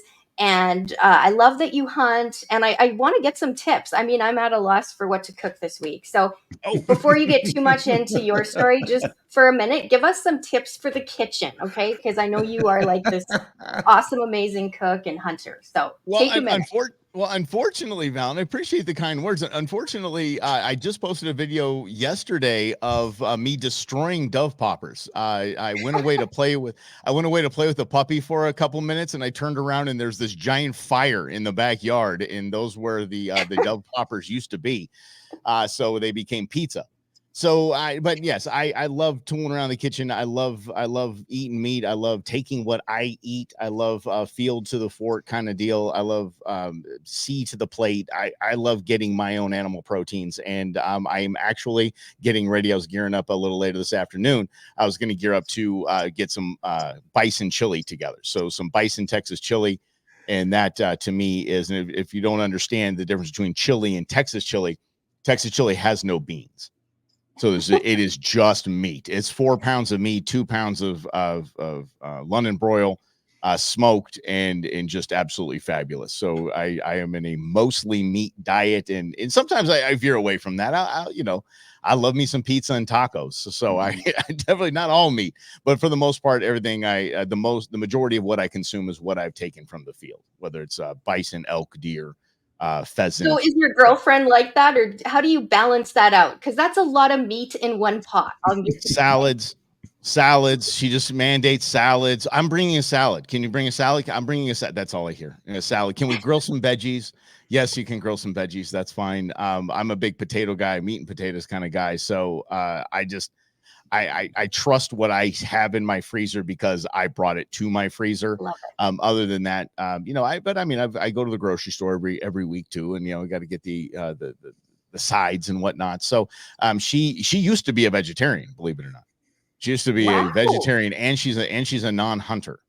So that is but she also is the administrative director for a Wildlife for Tomorrow, which is the nonprofit for our Arizona Game and Fish Department. So she understands hunting. She understands what it's for, what I do, digs it, but wouldn't do it on her own. Quite the animal lover. No. And but she loves what I cook. So it's all good. Okay, so what won her over? I mean, what was the taste of what was that one piece of meat that she Taste couldn't- it was my charm is what it was. That's what won her over. It was, come on, it's my good looks and charm.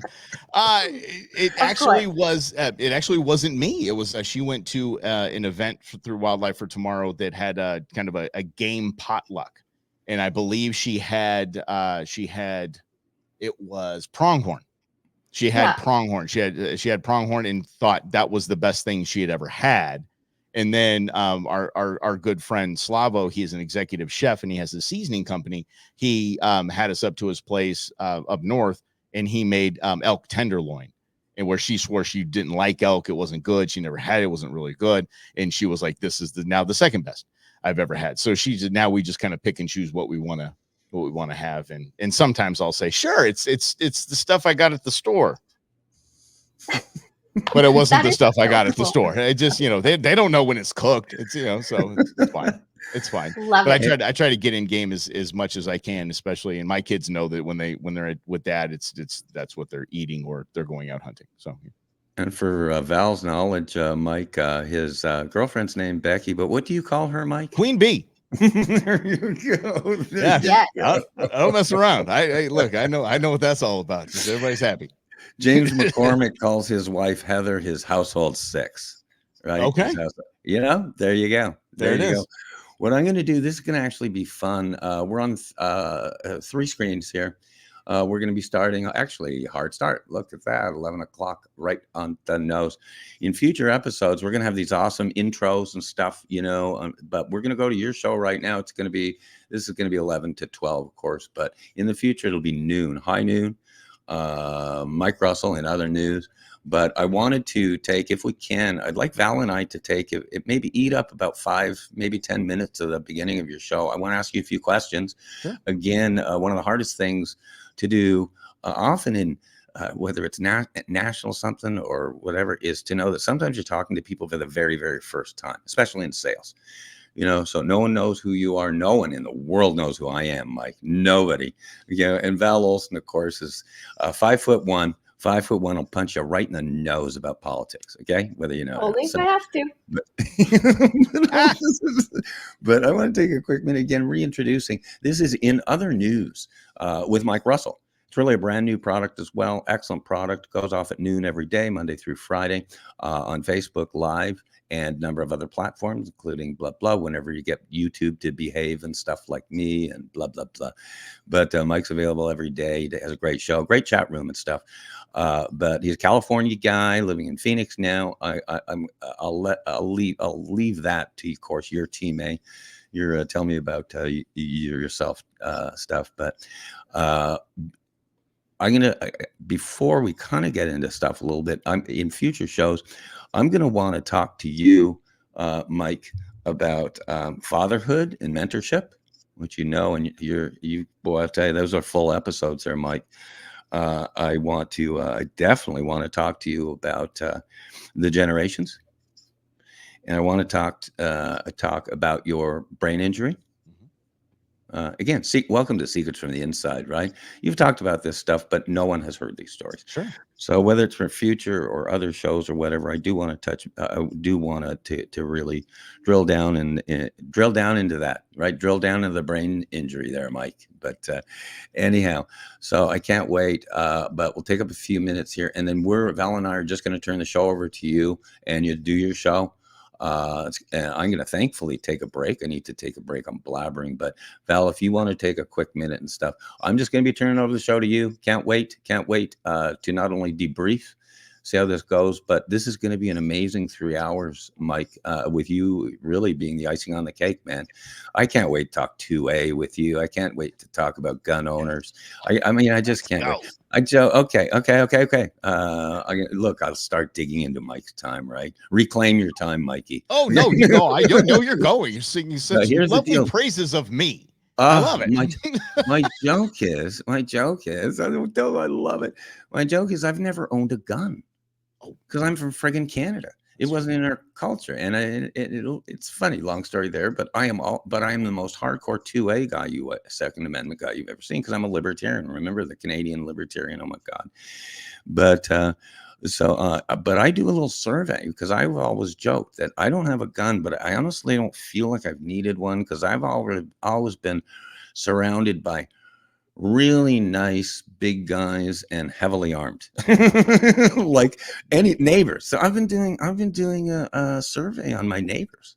I mean, my next door neighbors, and these are one today. I'm telling you what, Mike, amazing gal, RN, registered nurse, single guy, wonderful, single gal, wonderful gal. And I just said, hey, politely, doing a survey. She says, hell yeah. I got multiple guns. I'm always carrying. I'm going, good for you. My next door neighbor, I'm finding, who's the nicest, sweetest gal in the world. She packs a Glock. And I'm going, I'm pretty safe here, Mike. Yeah. So I'm going to leave. I'm just going to kind of say goodbye to you on that. We can get my screen out of here, Val, but take a minute or two, Val Olson. Velos News, and kind of segue Mike into his own show. I can't wait. I'm just going to sit back and listen. And I've been a fan of yours since May 9th, 2000. Very Great first to be show, here. man. Y'all two of my favorite peeps. I'm excited. This is fun. Over to you, Val. Without further ado, here is Mike Russell. Well, thank you all for having me, and Greg and Val, and as they might have mentioned that my show and other news, formerly Russell and Hunter, we do get very interactive, and they are very active in the comments. And I always said it's our show, and not just the three of ours. It's everybody that plays along, and we have a good time. We talk to each other like grown-ups. We have very in-depth conversations. Sometimes I will plan the show to go a certain direction, and that direction is immediately taken squirrel, like that guy right there. And we go on a comment, and we're in, and we're going to run on that for a little while because that's what you want to talk about. And I want to talk to you. And I get the greatest honor of my life is to every single day get here and talk to you. And I get to have conversations with you. You get to have conversations with me, drive the show any way you want to go. Quick little background for me before we get into kind of the meat and potatoes of what today is really. And today for the United States, very uniquely, is September 11th. So we'll talk about that. Just so you know, here's my background. I am as you as can be. I was a Southern California kid, grew up just a normal middle-class Southern California gig, moved out here to Arizona for high school, went back out to Long Beach State because I was like, who wants to live in the desert? I want to be in California. That's the place to be, until I realized how much it costs to live in California, be on your own, and the wacko political environment that was there. Came back to Arizona, been here ever since. So I consider myself somewhat of a Arizona native. Arizona is my home, Southwestern United States guy. And as Greg mentioned, huge advocate for the Second Amendment. I was in investment real estate for years and years and years and years. Lost everything in 2008. Had to rebuild. My real estate partner at the time said, hey, why don't we try radio? I said, what? Why do we try radio? He said, no, the guy we rent an office to here in our building, he thinks that you and I would be fun radio show hosts. I'm like, okay, this is absolutely crazy, but whatever. Fast forward a couple of weeks, I'm driving on Interstate 10, and I'm listening to Rush Limbaugh, the GOAT. And somebody called in. It was Open Line Friday. Somebody called in and immediately said, Rush, I want to be a fill-in host for you. And Rush just laughed. He was taken back by it. He said, I don't know how you got past the screeners. I have no idea how you did that. I compliment you for doing that. And I compliment you for the confidence that you had. I remember this like it was yesterday. I compliment you for the confidence that you have on pitching me to be my fill-in in front of millions of listeners. Here's what you do, though. You have no proven name. You have no proven ability. What I want you to do is in your local market, buy an hour of time on a small radio station. Just buy an hour of time, and then you can see if you can do this. And then if you can do it, then you can then maybe you can shop it around, make a demo, shop it around to different radio stations, and maybe you can start doing fill-ins. Maybe you'll get your own show, and maybe one day you and I will be talking, and you'll be my fill-in. And that hit me like a truck. And I remember going directly to my business partner at the time who suggested the radio thing. And I said, let's do this. Wow. I have an idea. Let's go. Let's give it a try. And we bought an hour of time, 7 to 8 a.m. on AM 960 here in Phoenix, Arizona, the Patriot. That is the most unfortunate call letters in the history of radio, but it is 960 the Patriot. And we just tried it, and we loved it, and we became addicted to it. And we did what we're told. El Rushbo told us to make a demo. We're going to make a demo. We made a demo, and we started getting calls from other radio stations and started doing fill-ins, started, working when no one else wanted to work, doing the holidays and weekends and overnights. And then boom, got our own show. And then that evolved to where it is today. And Greg mentioned Rob Hunter, my co-host. The funny thing is when we started that whole process, we got word that there's this kid named Rob Hunter. He's starting at a local station here as a producer, and he might be able to help you, kind of figure out how to navigate these waters. So we called this guy named Rob Hunter, and I asked him, hey, can I take you to lunch and you tell me how to get into radio? And he said, okay. And Rob Hunter and I had been friends for 17 years. My kids call him Uncle Rob. And we ended our terrestrial radio careers as the #1 afternoon drive show in Arizona. And we got to do that for 4 years. And what a magical way to end that chapter of our media career. So that landed us to streaming. And then Rob, God bless him, he is I think one text message he sent to me, he said, I'm a complicated human being. And no truer words were ever spoken. I love him dearly. He's the little brother I never wanted. And he said, I don't want to talk politics anymore. I don't want to do this. I don't want to talk news. I just don't want to do this anymore. I want to go do something else. I want to be a communication coach. What are you going to say to your little bro? Said, no, you have to do this. So off he went, and he's moving right along and doing his thing. And I'm encouraging him, and he's encouraging me. And here I stand. So we couldn't really call it what we called it in the past because there's no Hunter of Russell and Hunter. So we turned it to In Other News because I had a feeling, I had a thought that I like to look at things from a different angle than you see on the mainstream media, that you see in Fox News and CNN and definitely MSNBC. But I look at things very differently. I'm a dad. I'm a divorced dad. I live alone. I'm an outdoorsman. I have a unique way of looking at things. And I thought, that's better. It's other news. It's not just the Trump tweeted this today and there goes Kamala Harris doing this and that. Everybody knows that. And I mean, we have to talk about that because that is the news of the day. It is a very, very important election. So of course we discuss that, but we do need to talk about other things. We do need to talk about an iPhone 16. We have to, because it's coming out. And that iPhone 16 is going to be probably one of the scariest things that has happened to us since the thought of a Kamala presidency. So we do have to talk about things in other news. And I think it's refreshing to have these conversations as normal humans. So that is what In Other News is. And that's who I am. Hi. Wow. So there I am, Val. That's me. I'm sorry. I have so many questions. Okay, good. I have answers. I think what you're building off of, though, like hard work pays off. That's what I heard. I used to have a boss in radio, mainstream media. I spent 25 years in mainstream media. And, basically it was you are so replaceable. Do what I train you to do. We had a technical glitch there. It's okay. And what I heard from you is hard work pays off. You are listening to the radio. You're like, I want to do this. And you recreated a way to get there, to get to the top. I mean, to be on in Phoenix is a big deal. And you guys are internationally known, definitely national. I knew who you were long before I met some of your biggest fans or read about you. There's a chapter about you.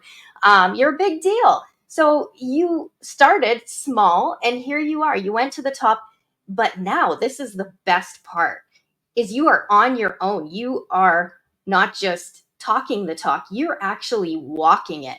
And I think that's what separates this next generation of radio announcers from old to the new is this new kind of like whether you want to call it 2.0 model, but it's live and interactive, but mostly it's real and authentic. I appreciate that. I do. I think that's why we did what we did is Rob and I never faked the funk. I never lied to you. I tell you who I am. I shared my divorce. I share my problems with my kids. I'm not going to act like an expert in anything. I'm well researched. I'm well studied. I'm not going to bring you things that are just made up, but I will be honest with you in every which way I can and completely transparent. And I think that's what anyone in today's media needs. If you look at last night's debate, oh my gosh, we're desperate for transparency. We're desperate for somebody to have a conversation with us and not at us and not to us and tell us what to think. It's, oh, you think that? That's cool. Why do you think that? Let's have a conversation. I go back to Rob Hunter. And it is funny when Greg said he never owned a gun. Rob Hunter thought guns were stupid when he met me. He thought he would pass he's from Massachusetts. Go figure. And so he said he'd pass the Hanson Rod and Gun Club. And he said he would laugh at people that were there with firearms. Why would you want to shoot a gun? I had so many great conversations about firearms with Rob. Rob owns several firearms now. Rob and I go shoot together now. And it was because we had open and honest conversations and not, I can't believe you don't support that. I can't believe you don't have a firearm. What? You're not a man. It's just have a conversation and see where we go. Just be open, inviting. And I think that's what the show is, just open and inviting, and let's have a talk. So good. Okay. Will you talk about the brain injury? This is news to me. I'm just learning this. What is that to you? The brain injury was see, that's why I have a brain injury. I was pointing to my head when I can't remember a date. It's been a fantastic excuse. It's been several years, 2 brain surgeries. I was in northern Arizona, which Flagstaff, and I was in Flagstaff at an event, and I pulled into a parking lot with my producer. We got out of the truck. We were attacked from behind by just people that want to get drunk and fight. And I was hit. One guy had what's called a river rock in his hand. So river rock is just a very smooth, round, almost flat rock. I was hit with a rock in the side of the head. And then I went down, got back up. When I got back up, I was hit again in the same spot. And it knocked about a quarter-sized piece of my skull into my brain. And emergency brain surgery or craniotomy. Which I get a lot of jokes for. I get a lot of Cousin Eddie jokes about this stuff. A lot of plastic head parts. I get it. But then fast forward a couple of years, things weren't going right. The bone was deteriorating around what they were doing. So they had to go in and essentially take, I believe, about 18 to 20% of my skull and replace it with something that was actually 3D printed, which is pretty dang cool. So I've had 2 head surgeries and have been probably about 3.5 years of therapy and speech therapy and cognitive therapy and occupational therapy and all that fun stuff. So that's where we land. And now I deal with migraines constantly, have a lot of head issues, but it ain't going to stop the bills from coming. So you got to get up and get to work. And here you are, when you stop and think about it, what having to work harder or having to a migraine, that is nothing to just, shy off. That stops everything. So to have to work through that and to be here today and, to come and just share your time with my audience, and it means a lot. And I just want to give you the floor. I mean, I have a million questions, but I'm just on asking if in you'd the like. backdrop here. But just be honest, like what's happening in your world right now. You mix politics with real life, and I so respect that and appreciate it. So nothing off limits. You just go wherever you want to go. I appreciate that, Val. Thank you very much, and yeah, I appreciate you knowing me and knowing that that's what I do, and don't have any expectations of today in news. That's not who I am. But today I did want to talk about it because today is a day. I mean, uniquely United States, uniquely American. Today is 9/11, 23rd marking, and I always get weird about that. Some people say anniversary. It sounds celebratory, and the honoring of, okay, I can go with that. It's this is year 23. And so I wanted to make your listeners, if I could, and viewers feel a little better, because I try to do the same with mine. And I want to be very, very real and very transparent here. When I realized it was 2 days ago, it was September 9th, I realized, oh, Wednesday, September 11th. And I didn't really know why I did. I didn't really know. I didn't know why that feeling set in, because I know exactly. I will never forget. I know exactly where I was on 9/11. I will bring this to you. I was working with an organization. I was working with a company that we sold merchandise for professional teams. I was meeting with the Portland Trailblazers the day before on September 10th. I closed the deal. Give myself a little credit. Like, that was for Greg. Greg needs to know I closed the deal. So I closed the deal, and then I was heading to the airport. I was leaving my hotel, and people are huddled around the TV. I had no idea what was going on. I was leaving the hotel, and people were in the lobby just packed around the TV. I just thought that was odd. Didn't think twice about it. I'm going out to get to my cab, and away we go to the airport. I was stopped at the front and said, I don't think you're going to the airport, man. The airport shut down. And so then I learned what was going on, went and watched with everybody else in the lobby. And I was stuck in Portland essentially for 4 days until a flight to Phoenix was available. So, and all of the things that were going on there, I will never forget. We always say 9/11, never forget, never forget, never forget. There's no way in hell I could ever forget. I can't.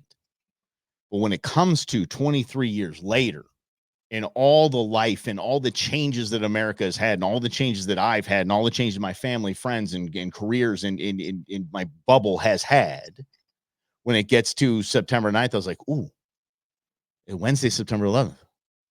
And I didn't know how I felt about it. It's so weird that I don't know to this minute on September 11th how I feel about it, because I don't want to be told how to feel about it.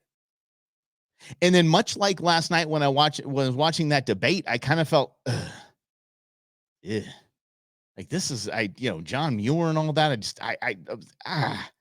It was off-putting. Everything was off-putting about that debate. Everything was off-putting. And then this morning I see 9/11 at Ground Zero. It's a photo op.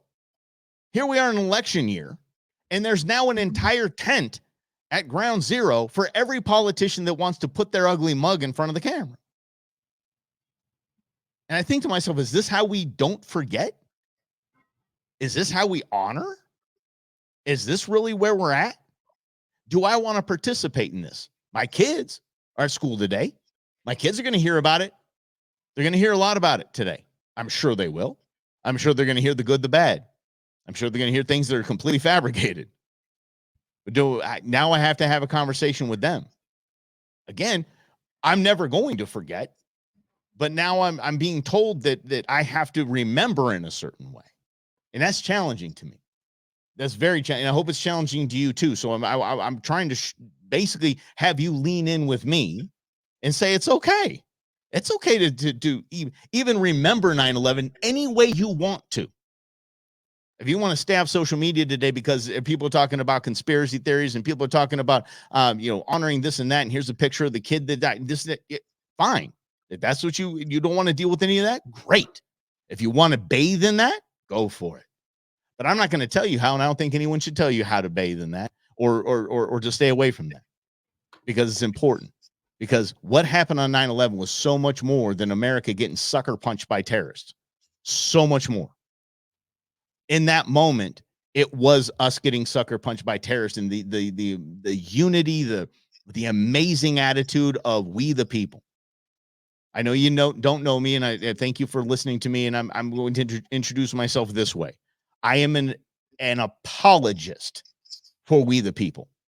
I think America is jacked up 9 ways a Sunday, but we are the greatest collection of we the people in the entire world. And that has never been more evidenced than 9/11, 9/12, 2001, period. We are the greatest mass of just patriot awesomeness that the world has ever seen. And that's why I always believe in America, and I'm an American apologist. I'm an American exceptionalist. I am a believer in all things Constitution, and all because that Constitution is the giant umbrella that protects the massive 350 million people, we the people here in the United States, which are the greatest there is. I don't need a day of remembrance to remember that. And that's more important to me, the 364 days where we just remember not getting terror attacked. We remember who the hell we are and who we have been. And when we get sucker punched, we just stand up, dust ourselves off, and keep moving forward. That's who we are as a nation. And that's what I celebrate as best I can, as often as I can. I don't want to be told I have to do it on a 9/11. And I don't know if you're with me or not on that. If you are, great. But if I'm just telling you, I respect how you are, and I respect how anybody either remembers, memorializes, however you do this day, however you do 9/11. I think that's how President Biden said it yesterday. I'm going to go do 9/11. However you do 9/11 is how you do 9/11, and don't be ashamed of it. And don't be even afraid if you woke up this morning, you forgot it was 9/11 altogether. You turn on the news, you're like, whoa, okay, dang it, I didn't put the flag out. Or don't worry. You just be you. You be an American. The changes that have been made have reshaped this. That day reshaped this entire nation for the good and for the bad. And you're bathing in it. You had to live in it after that. So yeah, I guess give yourself a pat on the back too. How about that? For surviving changes like the Patriot Act. Mm-hmm. Yeah. 9/11 brought us the Patriot Act, which I believe, and I'll be very straight with this. And if you, I do like George W. Bush. I am a fan of George W. Bush. I voted for George W. Bush. The Patriot Act was the largest fleecing of American civil liberties in the history of the United States of America, period. It just was. As evidenced by what happened during COVID, all of that was brought to you by the Patriot Act. Those declarations of power by mayors, governors, the federal government was all brought to you by in the heart of fighting terror. Did good things come out of it? Maybe. I'd like to see some because I believe in smaller government. I believe in more freedoms. I don't believe in less freedoms and bigger government. So I go to the terrorist tote board all the time. How many terrorists has the Patriot Act caught? It's Bob Ross back there says 0. TSA, how'd you do? This is batting 0. So things have changed. And if what happened on 9/11 leaves a bad taste in your mouth because of getting hit by a terrorist, or at least a bad taste in your mouth by how this country has changed since, or maybe both, you're free as an American to just be okay with that. And if you know nothing else of me, and if you give me any ounce of respect that maybe I've earned in 20 minutes, which is almost impossible, but I give you permission to do that. And I hope everyone else gives you permission to do that, to do it the way you want to do it. You want to talk to your kids about it, talk to your kids about it. If you don't. I'm talking to my kids about it if they want to talk about it. My daughter goes to a college. She's in the university right now. So I can only imagine, holy mackerel, what she's going to come back with, what her professor said about 9/11 on 9/11. But I can basically write you, my son, who's a junior in high school, I can almost write you the script of what he's being told. So we are going to, we're just going to go see how that plays out a little bit later in the day. And that's just how we do it. So that is basically my I'll jump off the soapbox here of my 9/11 speech. But I think after 23 years, it behooves us, now that it's become a political theater like it was this morning. Like, oh, Trump and Kamala shook hands. Yeah, they shook hands. They're adults. Yes, they're grown-ups. They really are. They didn't act like much, but they're grown-ups. So they shook hands. So that's what 9/11 becomes. Will the two candidates shake hands? If that's off-putting to you, then I think 23 years, then we mark it. We're like, you know what? We're going to make it maybe we'll make it a day off or whatever we make it, but just do how you do on your own. And just, it doesn't have to be political theater. If 23 years of that's what it's become, then I would rather not go wall to wall with it and let the actual terrorists sit there with popcorn and see how they've changed our nation and how every single year we have to go through this solemn moment that they caused and telling them, hey, look what you did, and have them celebrate, because that's what they did. Remember, for years, there's a terror cell around every corner. We're at threat level orange. They're just loving it. See the popcorn. Yeah, that's great. Look what we did to America. I'd rather just say, you know what? This is a day, damn near 4th of July. If we can make 9/11 damn near like 4th of July, I'm in. Just celebrate. Didn't get us. It didn't stop us. Changed us because we have political bozos in office, but it didn't get us. We've had a lot of people changes. We have a lot of events changes in life, in our American history, excuse me. And we always do. We just always dust ourselves off, and we're always okay. We're going to make it. We're going to survive. We got this. So I would say, let's look forward on 9/11 instead of look back. That's basically what I got there. So if you want to, we can talk in Val. I don't know. I don't know if there's comments or anything because I can't see that. I can't see that on here. Oh, wait a second. No. Oh, maybe you can access comments. You have 30 minutes. I'm going to, the floor is yours, Mike. So I will give you another, in other news with Mike Russell, for those of you that are joining the show now. Keep going, Mike. No, I appreciate that. And I do want to address this. And again, we just covered 9/11, and it's not, by the way, that was not an obligatory monologue there. I love sharing that with you, and I hope you can share your experiences with me as well, and kind of your thoughts on that. And it's always good to get that feedback, and I hope we can keep that conversation going.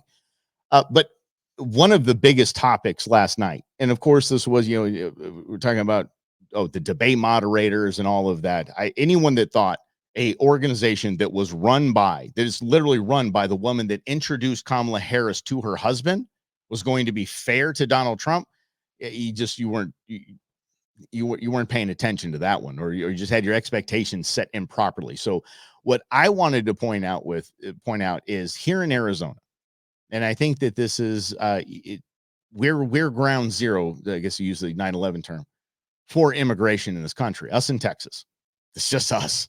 It's the two of us. There's 48 states that look at us and go, "Wow, you guys are getting bombarded down there," or they'll just turn a blind eye to it. This immigration, not debate. There's no debate about this immigration problem. There's zero debate. I remember what I think it was. Oh, I forget who this was.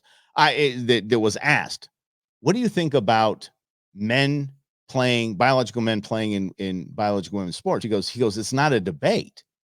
He goes, it's universal, because the vast majority of this country, to the 90 something percentile, thinks that that's not okay. It's not a debate. It's not even a thing we should have a discussion about. Immigration is the same thing now. It's become that.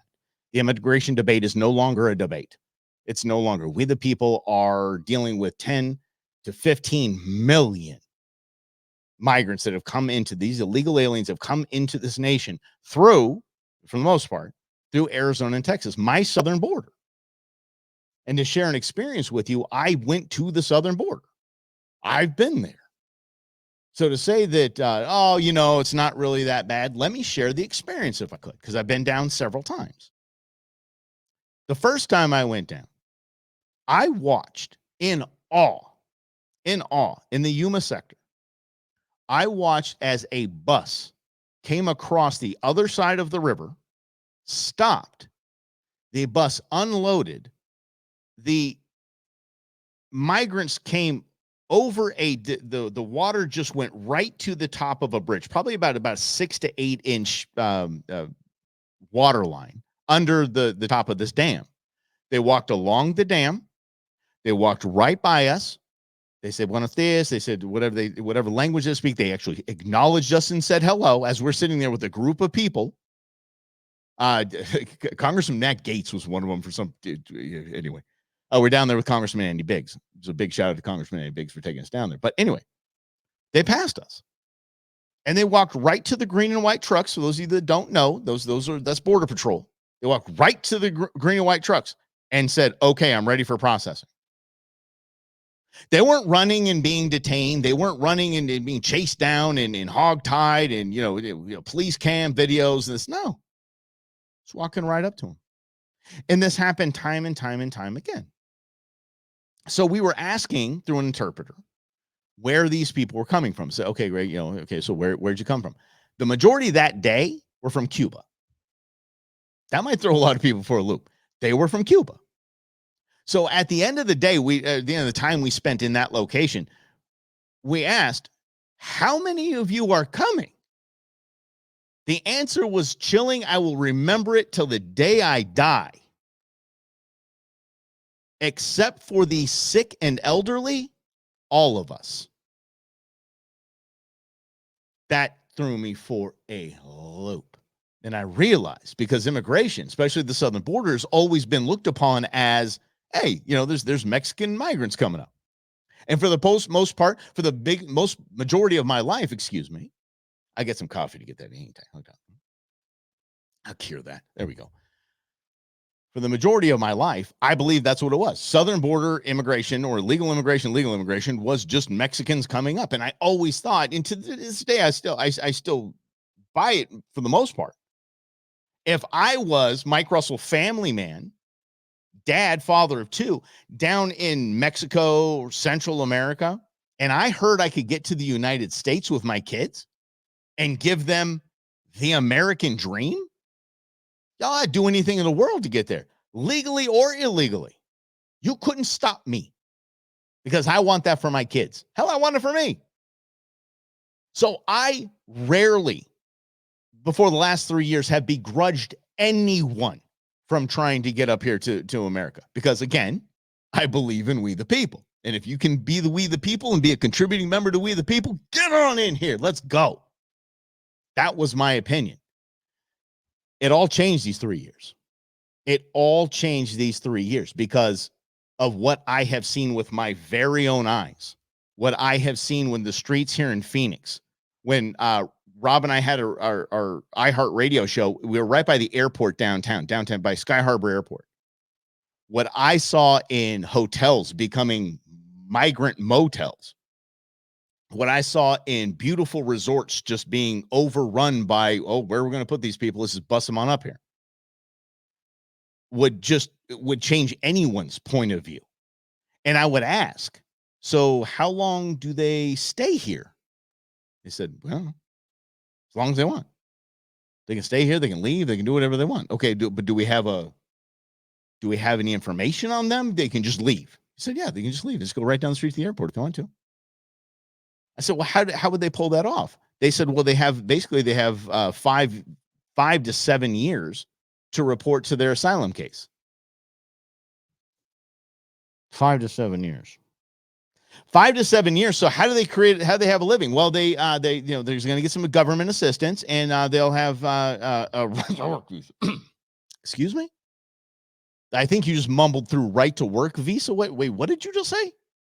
Yeah, they're getting right to work papers. As a matter of fact, they got to use their right to work papers to board an airplane. I get frisked by 3 people. One I might date after that. And take my shoes off and all of that. And I've got 4 forms of ID to get on an airplane. These guys actually don't even have anything with it, just their name. And this is right to work. They can board planes. Again, I am in Arizona, and a lot of people don't understand truly how this process is working. So they have 5 to 7 years. As a matter of fact, when I was down there the second time, that lady is hot up there. She is not hot. Okay. Ooh, she's hot. No, not like that.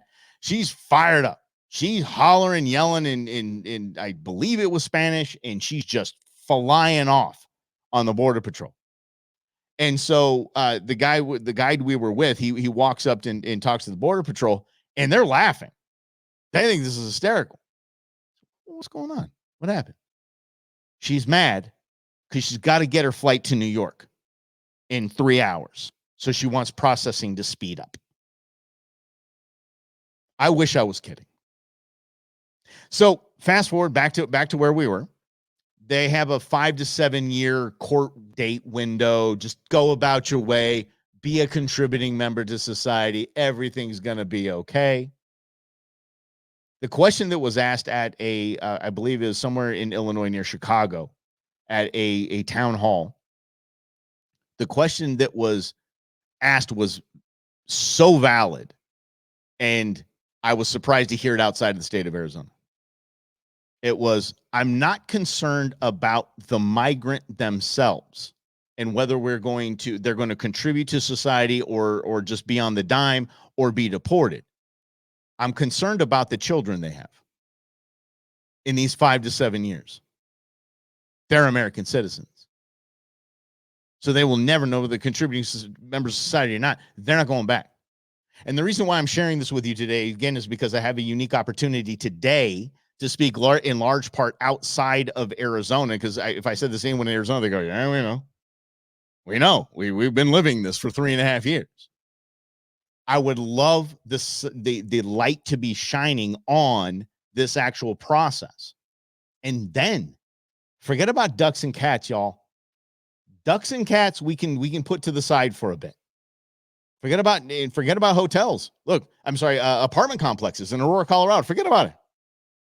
Now, what'd you expect? You import gang members. They have firearms being delivered to them, quite literally, by one of the office managers of the apartment complexes. She's like, you need to accept parcels for these people that are color-coded, and don't worry about the shape and size of the box. That's happening. But that's not the worst of it. I'm sorry, little kitty. I'm sorry, Fido. I'm sorry, Mary the Goose, or whatever they named a goose, and it just got everybody fired up. Do you know how many hundreds of thousands of kids we don't know where they are? Didn't hear a lot about that at the debate. That should have been the question that was asked to Kamala Harris at the debate last night. Where are the kids? As a matter of fact, I'm going to sit here as Donald John Trump. I'm going to sit here and I'm going to wait. Once Kamala Harris answers why 500,000 migrant children are missing, that are here in our border, missing, don't have eyes on them anymore. When she can answer that question, I'll continue to answer your question, Mr. Muir. Because here in Arizona, we don't know where they're at, but we know why we can't find them. And I don't know, I have a hard time believing, as an apologist for we the people, I have a hard time believing that we the people would vote for another 4 years and want another 500,000 migrant children going bye-bye and be able to look ourselves in the mirror in the morning. Sure. They signed an executive order. They changed something. They signed a law that, Border Protection Act 3.5 years in. And I do applaud ABC for at least asking the question. And she's not going to answer it. She almost laughed at, she almost started cackling at the thought that they thought she was going to answer the question. Is why did you wait 3 years to do anything about the border? And by the way, what they did was nothing. And again, I'm sorry to bounce around, but I got to let you know. Because in Arizona, we know. When you say the government has sent 1,500, or that legislation they were talking about would have sent 1,500 additional border patrol agents down to the southern border in Arizona or Texas. By the way, it's nothing. And David Muir said thousands. 1,500 is not thousands. Maybe my uneducated crack skull, but I don't think that's thousands. They're administrative. When we heard that our illustrious governor here in Arizona, Katie Hobbs, said, I'm sending the National Guard to the southern border, she sounded tough. Administrative. None of these people are being sent to the border to secure the border. Actually, Kamala actually said it last night, to help out. Help them do their job. All that, they're paper pushers. We're sending people to process people more easily and more rapidly. Here they come. And we get back to the kids in a second. It is true that illegal border crossings have gone down. I just need the facts to be straight to you because, again, I am from front lines here in immigration down in Arizona. And God love Texas too. I'm loving y'all. I'm not saying you aren't. You are with us on the front line. The paper pushing is one thing. The ability to clean up the area for photo ops is another. These people that are being sent down and given as a political victory, I'm sending more people to the border. Simply clear things out before dignitaries show up. As a fact, that is directly from the Border Patrol Union, the head's mouth. So that if Alejandro Mayorkas or a governor or a senator or something head on down there that isn't Republican, the extra staff is cleaning the place up. It's kind of, it goes back to Alice in Wonderland, painting the roses red, right? Making it look nice, making everything look all sweet. It's theater to the nth degree. Now back to this. They are down. Illegal crossings are down that we know of. Because the Biden administration is simply allowing them through the legal ports of entry now and flying them in. So illegal crossings are down, right? The illegal crossing that I saw, remember, is like, being, Buenos dias, and they walked right up to the green and white. That's an illegal crossing. Now, illegal crossings are down because of the app that the federal government gave the cartels to make sure that all their people go ahead and launch the app and come in here legally. So that's before the campaign. That's why they waited 3 years, because it was an election year and they needed that to go down. Look, we're getting tough now. It's going down. It's a lot like inflation, right? But they've as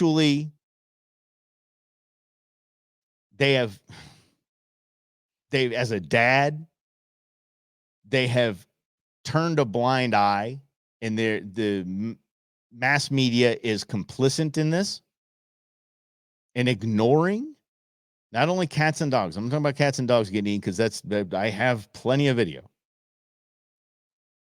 That's happening, but that's what's going to make headlines today, when 500,000 kids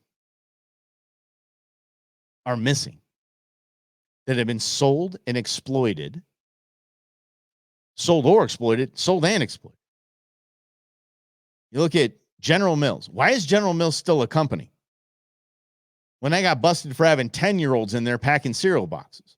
Why is that even? Why we're just going to, because if we point that out, so we point out that they did that. Where'd you get those kids? Oh, they're unaccompanied migrants. Oh, okay. What happened to the other? Do you remember at the very beginning, they were filling up the Dallas Convention Center, Long Beach Convention Center. I think we had some in Phoenix, and all these kids were filled these entire convention centers, and then poof, gone. And I will point, and I know when you point, you got 3 fingers pointing back, but Amy, I've been screaming and hollering about this for 3 years. And I want you to know this, who I am, because I'm a dad, I'm an American, and I am a protector as best I can be of the least of these, and those are our children that need help, that need protection. They just need answers. They need to have this stuff exposed.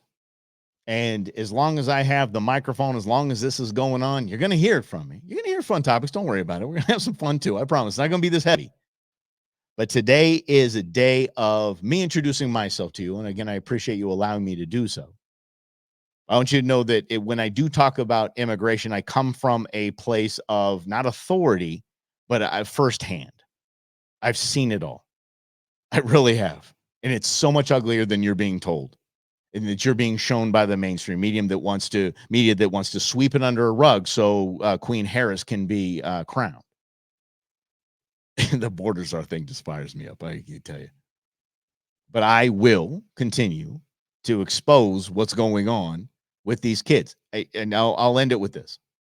Then I'm going to come back with one more little thought here. And when it comes to immigration, it comes to these kids that are being lost. I'm going to challenge you to guess, and just in your mind, because again, I can't see your comments, so it's just in your mind.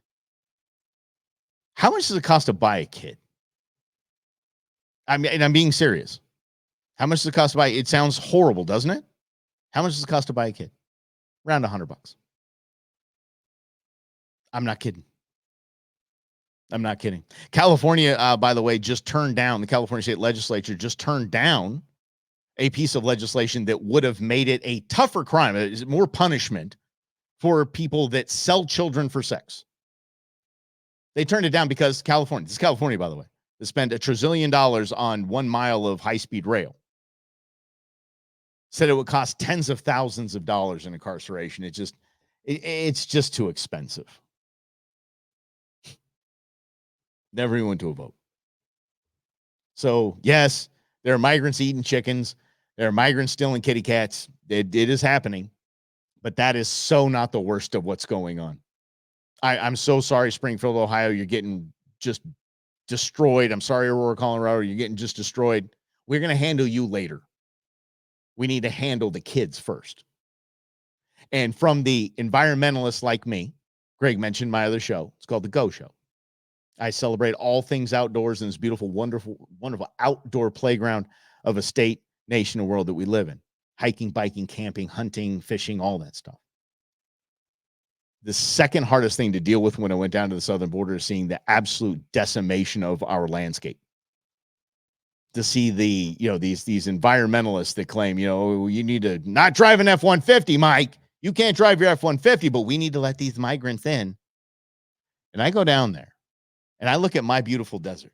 My beautiful desert. Y'all can think trees and all the mountains are the most beautiful thing in the world. I got to tell you, I love me some desert. It's so beautiful.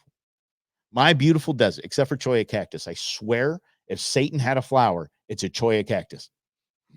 Hate those things. Anyway, the beautiful desert is out there, and I see these pills. I see pills. I see packages. I see trash. I see clothes. And I start looking. There was a doctor that was actually running for Congress that was down there with us. I started picking up these packages, and I was like, "What is that? What is that? What is that?" Read these all these medical packets that are all over the desert. And I'm talking by the ton, by the pallet load, all over the place. What your mind's eye is seeing right now is accurate. It looks like that. It looks that bad. And he's like, "Oh, this is Plan B. This is antibiotic. This is this." Okay. All of this stuff, rain comes, all of this stuff gets into my beautiful desert soil, gets into my beautiful desert, your kids' groundwater. It gets into all of that seeps in. Nobody seems to care. Nobody seems to care.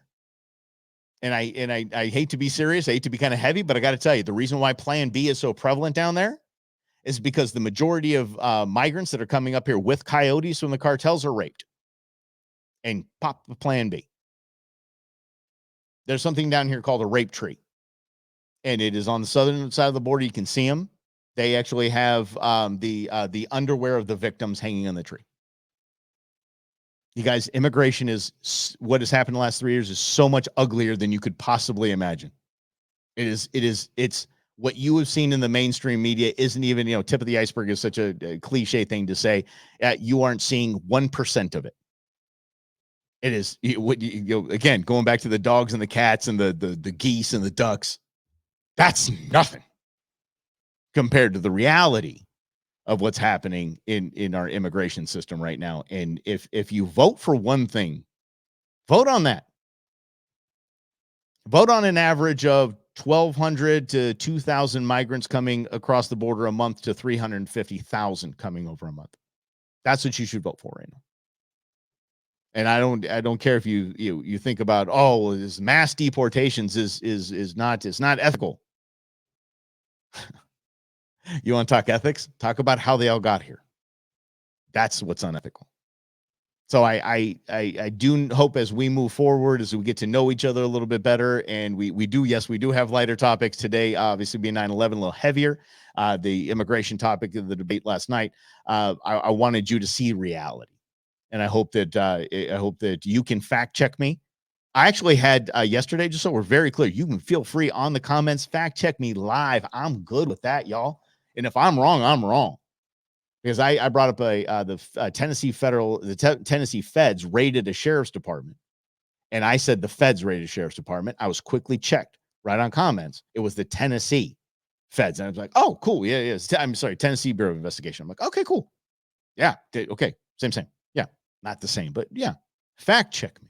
Everything that I told you today, especially about immigration, please feel free to. And again, reach out to me and on the comments if you have something to say, and then we'll go from there. It's something that's serious. If you vote on one thing, if you're okay with gas prices being doubled, if you're okay with the groceries costing 50% more, if you're okay with that, God bless you, and that's great. If you just think we need that female president and something America needs, God bless you. Vote your heart. But I would encourage you to just look into the migrant crisis, then vote your conscience. Truly look into what's happening. Truly. I have veterans. I have dealt with veteran charities. I've dealt with veterans here in Arizona. The Arizona VA was one of the big spots during the big VA kerfuffle with Barack Obama. And I understand that our veterans are not being taken care of as well as the migrants are. So, I mean, in any way. Oh, but they have free healthcare. You go through the VA healthcare system. Tell me. Yeah. The migrants have wildly better healthcare than you do, than I do, than the veterans do. The ones we should be taking care of the most, or the ones we should be taking care of at the end of the line, or to the front of the line right now. So there we have it. So Val, if you're around, I will jump off of my soapbox here and commit that we can have fun conversations, a little lighthearted, but I really I thought it popped in my nugget and I just went off the cuff, and Arizona is something that needs to be exposed to everybody with this migrant crisis. Oh, I think one of you are on mute or I can't hear you. Greg, you're muted, buddy. Oh, there you go. Don't you love it? Pre-dementia strikes again, right? I'm the one with the brain injury, man. Dude, a buddy up in Canada wanted to title one of my radio shows "The Hilarious Side of Dementia" by what's his name. That is awesome. Have a great show. Val, sign off. Thank you, Mike. We're going to catch up more, okay? Great show. Fantastic. Yeah, appreciate it. I'm going to go jump on the other show, that show right there. We're going to go do that right now. Thank you guys both. We'll debrief a little bit later. Looking forward to it. It's going to be a lot of fun.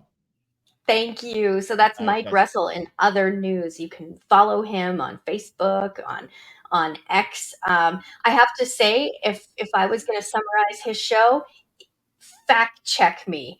That's who he is. He says it like it is. He backs up what he's talking about, and that's what we need today. That's what separates this network from others, is fact check us in real time. And I'm just floored with everything that Mike had to say. When we can put a dollar amount on buying a child here in the United States, unacceptable. And when we learn, and it's reality, that these illegal migrants, these illegals, are receiving better health care than those who fought and served to protect us. And we're learning this all in the month of September. September is Toxic Exposure Month. And if it wasn't for our dear vets who are speaking up and saying something that is so important that affects generations, that their own children and their grandchildren are impacted by what they were exposed to. And this is quantifiable. We can't turn a blind eye to that. You want to know why the army is shrinking, why the military is shrinking? Do you not think that these 18-year-olds that you're trying to recruit don't know this stuff? So we have some tasks to do, things to take care of when it comes to sitting down with our politicians and making them aware. Because I think, as a wife and mom and supporter of our law enforcement and military and first responders, there has to be a communication breakdown somewhere.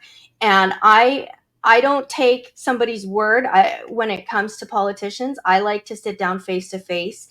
We start as strangers, we leave as friends, but we just go through the facts, go through the data, go through the files, and then we work from there. So I learned a lot. I'm doing my homework. Yeah. But for our vets and all that they do, we say thank you. And today especially, we look at the freedom that we have, and 23 years ago, how different it was than what we see today. So we are so blessed and thankful to be here with the freedoms that we have, and we can't forget that. It's not just another day. Val, what a fantastic show.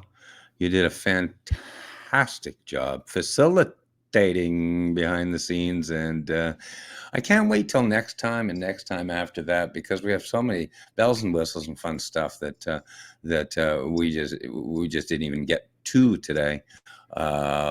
Just logistics and stuff. But I just can't believe our guests. I can't believe Cap McCormick. Every time I like I say, I feel like I'm in second grade listening to him, the stories he tells. And Mike Russell is just fantastic. He's just fantastic. What I really like, other than, I mean, the laundry list of stuff, and we'll be learning a lot more about Mike Russell. This is just quote the tip of the iceberg. But the cool thing about Mike is he is, I think he's the almost a Star is Born kind of guy. He's just so good on the radio, but like you say, he's so authentic. He's a regular American guy in every way. I just am really surprised with just how much content in this kind of 3 hours that we did today. That was all cutting edge, all secrets from the inside. Mike, what I love about Mike Russell is he gave us that true Arizona border boots on the ground. I learned some stuff from him again today. Yeah. So I will let you do an outro here in a second. And the only thing I have to say, other than just kind of plugging me, please follow our work, follow Mike Russell's work. Our links are all over the place as far as comments and stuff, but follow Captain James McCormick, become a member of the VVA. Really cool. Everyone can become a member, lifetime member, $100, yeah. All that stuff. But I'll let you do the outro, and I'll finish with, and it proved itself today with this episode of Secrets of the from the Inside, is wake up in kindergarten every day. There's so much to learn and so little time. Because before you know it, you're in first grade. It's my sign off, Val. Take a minute or so. And it's been great. It's been great. I'm just going to literally sign off here. See ya. All right. Thank you. So don't put that pencil and paper away just yet. We have a little bit of housekeeping to do. So vva.org is where you can go and get your lifetime membership. And also it is Toxic Awareness Month. So September is a big month, and I encourage you to please go to votervoice.net. This is where you can learn the generational effects of toxic exposure of our beloved vets and the impacts on their families. And Mike Russell, in other news, find him on Facebook. You can find him on X. And Greg Meakin, his book is still available. It's on for a steal of a deal right now. So I encourage you to get it on demand. You can go on Amazon, buy it real fast, or go on Greg's website, which is gregmeakin.com. And there's just a little shop link. You can get your hands on the book.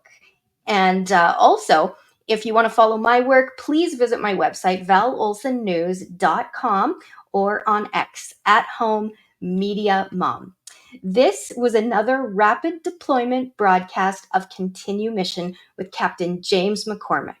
By veterans, for veterans.